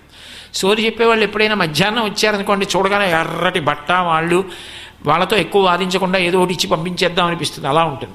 అంతేగాని వాళ్ళు ఏదో తేలిక రంగు చీరలు అలా కట్టుకోరు. కమనీయ కనకాంబరమును కట్టి ఎర్రటి బట్ట కట్టుకున్నాడు. గంగానిశానాథ జటాజూటము దాచి కురువెంట్రుకలు గల కొప్పు కట్టి తదియనాటి చంద్రరేఖతో ఉండేటటువంటి ఆ గంగతో తడిసినటువంటి కొప్పు తీసేసి ఏదో సామాన్యంగా సోది చెప్పేవాళ్ళు వేసుకునేటటువంటి అడ్డకొప్పు అంటారు, ఇలా పక్కకేసుకుంటారే కొప్పు, అలాంటి కొప్పు ఒకటి కట్టుకున్నాడు. కట్టుకుని అది ఎలా ఉంది అంటే కురువెంట్రుకలు కల కప్పు కట్టి, అదేదో అందంగా కబరీబంధం అంటే వెనక్కి వేసుకుని పువ్వులు ముడుస్తారు, అలా కాకుండా ఇలా పక్కకేదో ఇలా ముడేసి ఇలా దోపేసుకుని దానికి ఓ 2 సూదులు గుచ్చేసుకుని దానికి ఏదో పెద్ద పెద్ద బంతి పువ్వు లాంటివి పెట్టుకుంటే ఆ కొప్పు చూడడానికి సోది వాళ్ళ కొప్పు అంటారు. అలాంటి కొప్పు ఒకటి వేసుకున్నాడు. కమనీయ కనకాంబరమును కట్టి గంగానిశానాథ కలిత జూటము దాచి కురువెంట్రుకలు కల కొప్పు గట్టి, పోనీ అక్కడతో ఊరుకున్నాడా, పావకరాజిత పాలభాగము దాచి తిలకంబుతో పాలమరజేసి, 3వ కన్ను తెలిసిపోతుంది కదా, అందుకని 3వ కన్ను తెలియకుండా తీసేసి సోది చెప్పేవాళ్ళు పెద్ద బొట్టెట్టుకుంటారు, ఇంత పెద్ద కుంకం బొట్టోటి పెట్టుకున్నాడు. పెట్టుకుని అచ్చు సోది చెప్పేవాళ్ళు ఎలా ఉంటారో అలా తయారయ్యాడు. చేత త్రిశూల హస్తంబు, ఒంటికి ఎప్పుడు విభూతి అలదుకొని ఉంటాడు కదూ, అందుకని చెప్పి ఆ విభూతి అంతటినీ కూడా శరీరం నుంచి తీసేసి పసుపు రాసి, ఆ విభూతి స్థానంలో ఒళ్ళంతా పసుపు రాసేసుకుని ఎర్రటి బట్ట కట్టుకుని ఇంత పెద్ద బొట్టు ఎట్టుకుని ఆ వీణ ఒకటి చేతిలో పట్టుకుని తంబూరా వస్తుంటే ఎలా ఉంటాడో మీరే ఆలోచించండి. అచ్చు సోరి చెప్పేదానిలా చేతి నిండా శంఖ కంకణాలు ఇవన్నీ పెట్టుకున్నాడు. పెట్టుకుని చేత త్రిశూల హస్తంబు దాచి పూల సజ్జయమర, ఆ త్రిశూలం తీసేసి ఆ చేతిలో దానికి బదులుగా ఓ పెద్ద పూల బొట్టు ఒకటి పట్టుకున్నాడు. త్రిశూల హస్తంబు దాచి చేత పూల సజ్జయమర వెలది మేనగల్గు వీరుడు సోది సోది అనుచు నెగుదించే, లేదా వెలదీయగుచు అచటికి ఎగుదించే. అర్ధనారీశ్వర స్వరూపంగా శరీరంలో ఎడం వైపు స్త్రీ ఉండేటటువంటి శంకరుడు ఆ భాగాన్ని కూడా స్త్రీ శరీరంగా మార్చేసి ఆయన ఏమీ తెలియని వాళ్ళ సోది చెప్తానమ్మా అంటూ ఆ తంబూరా మోగించుకుంటూ ఓ 2 తీగలతో ఉంటుంది, అది ఆ చిన్న గుమ్మడికాయతోటి అది మోగించుకుంటూ వస్తున్నాడు. చూసింది మేనకాదేవి, అయ్యో ఏమిటో ఈ పిల్లని పంపించాం ఆ శంకరుడి దగ్గరికి, ఆ మన్మధుడేమో బాణం వేశాడు, ఆయనకి కోపం వచ్చింది, 3వ కన్ను తెరిచాడు, పెద్ద అగ్నిహోత్రం వచ్చింది, పిల్ల బెదిరిపోయింది, ఇంటికి తీసుకొచ్చేసాం. పాపం అనుకుంటోంది, ఆవిడికి భయం ఏమిటి, భయాలు పోగొట్టగలిగిన తల్లి ఆవిడే. అందుకని పాపం పిల్లకి అసలు ఏమిటో దీని భవిష్యత్తు ఎలా ఉంటుందో ఏమిటో చాలా బెంగగా ఉంది, 10 మంది ఏమని చెప్పుకుంటారో ఏమిటోను. అందుకని చెప్పి ఓసారి సోది చెప్పిస్తే అసలు తెలుస్తుందని చెప్పి ఆ సోది చెప్పే అమ్మిని తీసుకొచ్చి కూర్చోబెట్టి సోది చెప్పించి, ఆయన సోది చెప్పే స్త్రీ రూపంలో వచ్చి ఆమె యొక్క భవిష్యత్తు చెప్పాడు. కువలయలోచన కొన్ని దినంబులు కొండరలాజింట నుండగలవు ఉండి వనంబునకు నువితతో నీగియు శివునకై తపమర్ధి చెయ్యగలవు, తపమర్ధి చేసిన తలలాక్షి నినుగూర్చి మీనాంక వైరియు మెచ్చగలడు, మెచ్చి సంభావించి మీ తండ్రి ఇంటను వేడుక నిని పెండ్లి ఆడగలడు, పెండ్లి ఆడి అర్ధాంగలక్ష్మివై సకల భువన రాజ్య సంపదలను పొంది మోములారుగల సుతునికి తల్లివై మొదమున నుండగలవు ఓ ధవళ నేత్ర అన్నాడు. ఓ పిల్ల, నువ్వు కువలయలోచన కొన్ని దినంబులు కొండల రాజింట నుండగలవు, నువ్వు కొన్నాళ్ళు మీ నాన్నగారింట్లో ఉంటావు ఈ హిమవంతుని యొక్క అంతఃపురంలో, కొంతకాలం అయిపోయిన తర్వాత చిలికెత్తెలతో కలిసి మళ్ళీ అరణ్యానికి ఎడతావు, వెళ్ళి అరణ్యంలో పరమశివుడి గురించి తపస్సు చేస్తావు. ఈసారి నువ్వు చేసిన తపస్సుకి మీనాంకవైరియు మెచ్చగలడు. మీనాంకవైరి అంటే మన్మధునికి శత్రువు. మళ్ళీ వెనక కథని గుర్తు చేస్తున్నాడు. అలా బాహ్య సౌందర్యాలకి మన్మథబాణాలకి లొంగిపోయేవాడు కాదమ్మా. తపస్సు చేసి అంతఃసౌందర్యంతో అపర్ణవై ఆకులు కూడా తినకుండా ఎండిపోతే ఆ సౌందర్యానికి మెచ్చుకుంటాడు. కాబట్టి కువలయలోచన కొన్ని దినంబులు కొండల రాజింట నుండగలవు ఉండి ఉవిదతో కూడి వనంబునకేగి శివునకై తపమర్ధి చెయ్యగలవు. తపమర్ధి చేసిన తరళాక్షిని గూర్చి మీనాంకవైరియు మెచ్చగలడు. మెచ్చి సంభావించి మీ తండ్రి ఇంటను వేడుక నిను పెండ్లి అడగలడు. ఈ అవతారంలోనమ్మా దక్ష ప్రజాపతి కూతురులా కళ్యాణం కాదు, కన్యాదాత గారి ఇంటికి వచ్చి పెళ్లి చేసుకుంటాడు. కాబట్టి మీ ఇంటికి వస్తాడు, పర్వతరాజు ఇంటికి వచ్చి కళ్యాణం అవుతుంది. కళ్యాణం అయిన తర్వాత వేడుకని పెండ్లి ఆడగలడు. పెండ్లి ఆడి అర్ధాంగలక్ష్మివై ఎంత అనుకూల దాంపత్యం అవుతుందో తెలుసా? ఆయన శరీరంలో సగం నువ్వైపోతావు. అర్ధాంగలక్ష్మివై సకల భువన రాజ్య సంపదలు పొంది సకల భువన రాజ్య సంపదలకు అధినేత్రి అవుతావు. మోములారుగల సుతునకు తల్లివై 6 ముఖాలున్నవాడికి తల్లి అయి మోదముననుండగలవు ధవళనేత్ర. చాలా సంతోషంగా ఉంటావమ్మా, బెంగపెట్టుకోకు అన్నాడు. మేనకాదేవి ఉపశాంతి పొందింది, హిమవంతుడు ఉపశాంతి పొందాడు, పార్వతీదేవి ఉపశాంతి పొందింది. అమ్మయ్య మన పిల్లకి చాలా సంతోషం ఉందిట, ఏమీ బెంగపెట్టుకోవలసిన అవసరం లేదు అని అందరూ కూడా ఎంతో సంతోషాన్ని ఆనందాన్ని పొందారు. పార్వతీదేవి ఎటు వచ్చి చెప్పాడుగా శంకరుడు, సోది చెప్పినటువంటి స్త్రీ రూపంలో ఆవిడ కూడా ఏమీ తెలియనట్టుంటుంది, వచ్చినవాడు శంకరుడని తెలియనట్టుంటుంది. శంకరుడు తాను సోది చెప్పేది కాదని తెలియనట్టు, తాను సోది చెప్పినదే అయినట్టు అంత సహజంగా ఆయన చెప్తాడు. ఆయన వెళ్ళిపోయాడు, ఆవిడ లోపలికి వెళ్ళిపోయింది. కొంతకాలం అయిపోయింది. ఒకనాడు అకస్మాత్తుగా మేనకా హిమవంతుల దగ్గరికి వెళ్ళింది. అమ్మా అమ్మా నేను తపస్సు చేసుకోవడానికి వెళ్ళిపోతానమ్మా అంది. ఉమా అంది తల్లి. వద్దమ్మా అంది. చూడండి, పిల్లని ఎంతో ప్రేమగా మంచి ర్యాంక్ వచ్చింది కదా అని చెప్పి ఇంజనీరింగ్ చదివిస్తే అమ్మా అమ్మా నేను ఎంఎస్ చదువుతానమ్మా అంటే వద్దమ్మా అంటుంది తల్లి వెంటనే. అయ్య బాబోయ్ అమెరికా వెళ్ళిపోతావా? వద్దమ్మా, నీకు పెళ్లి చేసేస్తామే, హాయిగా సంతోషంగా కళ్ళ ముందు ఉండవే, ఎందుకే కావాలంటే ఇక్కడ ఎంటెక్ చదువుకో, నీ ఇష్టం, నాన్నగారికి చెప్పి ఎక్కడైనా చదువుకో, హాస్టల్లో పెడతాను కానీ వద్దమ్మా అమెరికా అంటుంది. చూడండి, ఏమో ఈ రోజుల్లో మరి వీళ్ళమ్మా అంటున్నారేమో నాకు తెలియదు, కాబట్టి వద్దమ్మా అంటారని నేను అనుకుంటున్నాను మరి. కాబట్టి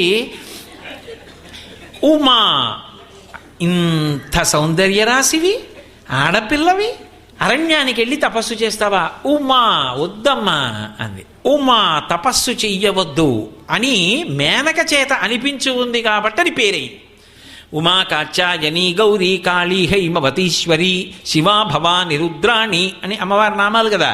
కాబట్టి ఉమా అందుకొచ్చింది ఆ నామం. ఉమాదేవి ఎంతో గొప్ప పేరు అది, ఉమాదేవి అన్న పేరు.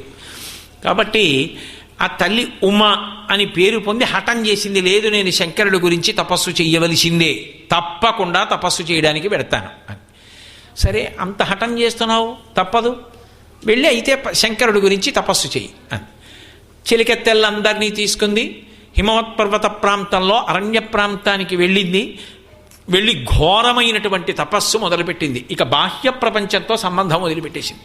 ఇది పగలని ఇదిరేయని ఇది చలి ఇది ఎండ వాన ఇది అని సతిత మనమున తలచక పదపడి తపంబు జరిపే అనేక యుగంబుల్ అనేక వత్సరంబుల్. ఆ తల్లి ఇది పగలని లేదు, ఇది రేయని లేదు, ఇది చలియని లేదు, ఇది వానని లేదు, ఏ ఋతువు ఎలా ఎండగా ఉంది ఎలా వానగా ఉంది ఏమీ సంబంధం లేదు. ఇది పగలని ఇది రేయని ఇది చలి ఇది ఎండ వాన ఇది అని సతిత మనమున తలపక పదపడి కాలంబు జరిపే పరమతపంబున్.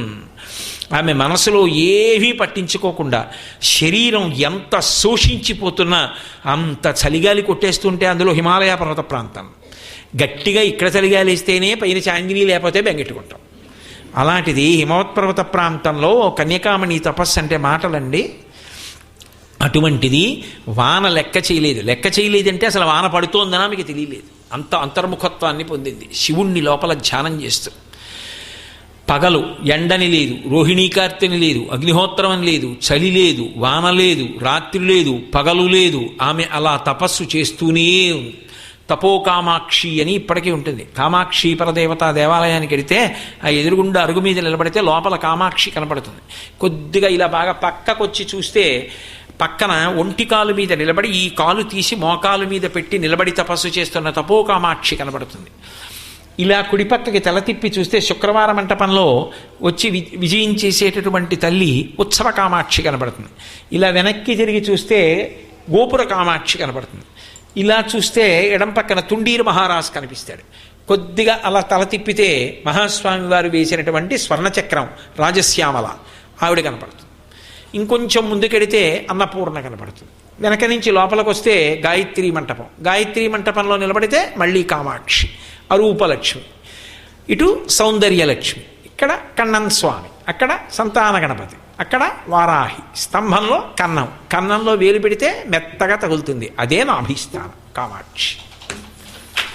కాబట్టి తపో కామాక్షి, మాంగాట్ కామాక్షి అని చెన్నై దగ్గర ఉంది, అక్కడ కూడా తపో కామాక్షి. అలా తల్లి తపస్సు చేస్తోంది. ఎంత తపస్సు చేసినా శంకర సాక్షాత్కారం కలగకపోతే ఆవిడ ఆకులు తినడం కూడా మానేసింది. కొన్నాళ్ళు ఆకులు మాత్రమే, ఓ 2-3 ఆకులు తిని తపస్సు చేసింది. ఆకులు తినడం కూడా మానేసింది అంటే ప్రయత్నపూర్వకం అని కాదు, మానేసింది అంటే అసలు మరిచిపోయింది, ఇంకా ఆహార ధ్యాస కూడా పోయింది. ఆకులు కూడా తినడం మానేసి శంకరుడు గురించి తపస్సు చేసినటువంటి ఆ రూపానికి అపర్ణ అని పేరు. అపర్ణగా దర్శనం ఉండదు ఎక్కడ. అపర్ణగా అంటే శోషించిపోయి ఉండాలి. ఎలా? కానీ కనపడుతుంది, ప్రతి చోట కనపడుతుంది. ఎక్కడ కనపడుతుంది? గ్రీష్మ ఋతువులో ఆకులు లేని చెట్టు అపర్ణ, కదలకుండా ఉండిపోయి స్థాణువుగా ఎండిపోయి ఉంటుంది. మీరు రైల్లో బస్సులో ఎడుతుంటే కొన్ని చెట్లు ఎండిపోయి ఉంటే ఆకులు ఉండవు, స్థాణుహు ఇక కదలదు, అది శంకరుడు. అపర్ణ పార్వతీదేవి, దాని యొక్క కాండమే స్కందుడు, సుబ్రహ్మణ్యుడు, అన్నీ అందులోనే ఉంటాయి. శివకుటుంబం అలా చూడాలి. శివకుటుంబం ఎండిపోయిన చెట్టులో కనబడతాడు. నమస్సో అదే మామూలుగా బయట అయితే వృక్షేభ్యో హరికేశేభ్య పశూనాం పతయే నమో నమో అంటారు. ఆకుపచ్చని చెట్టులో ఆకుపచ్చతనం ఆయనే. కాబట్టి అపర్ణ అని పేరు పొందింది. గొప్ప తపస్సు చేస్తోంది. అంత తపస్సు శంకరుడి కోసం.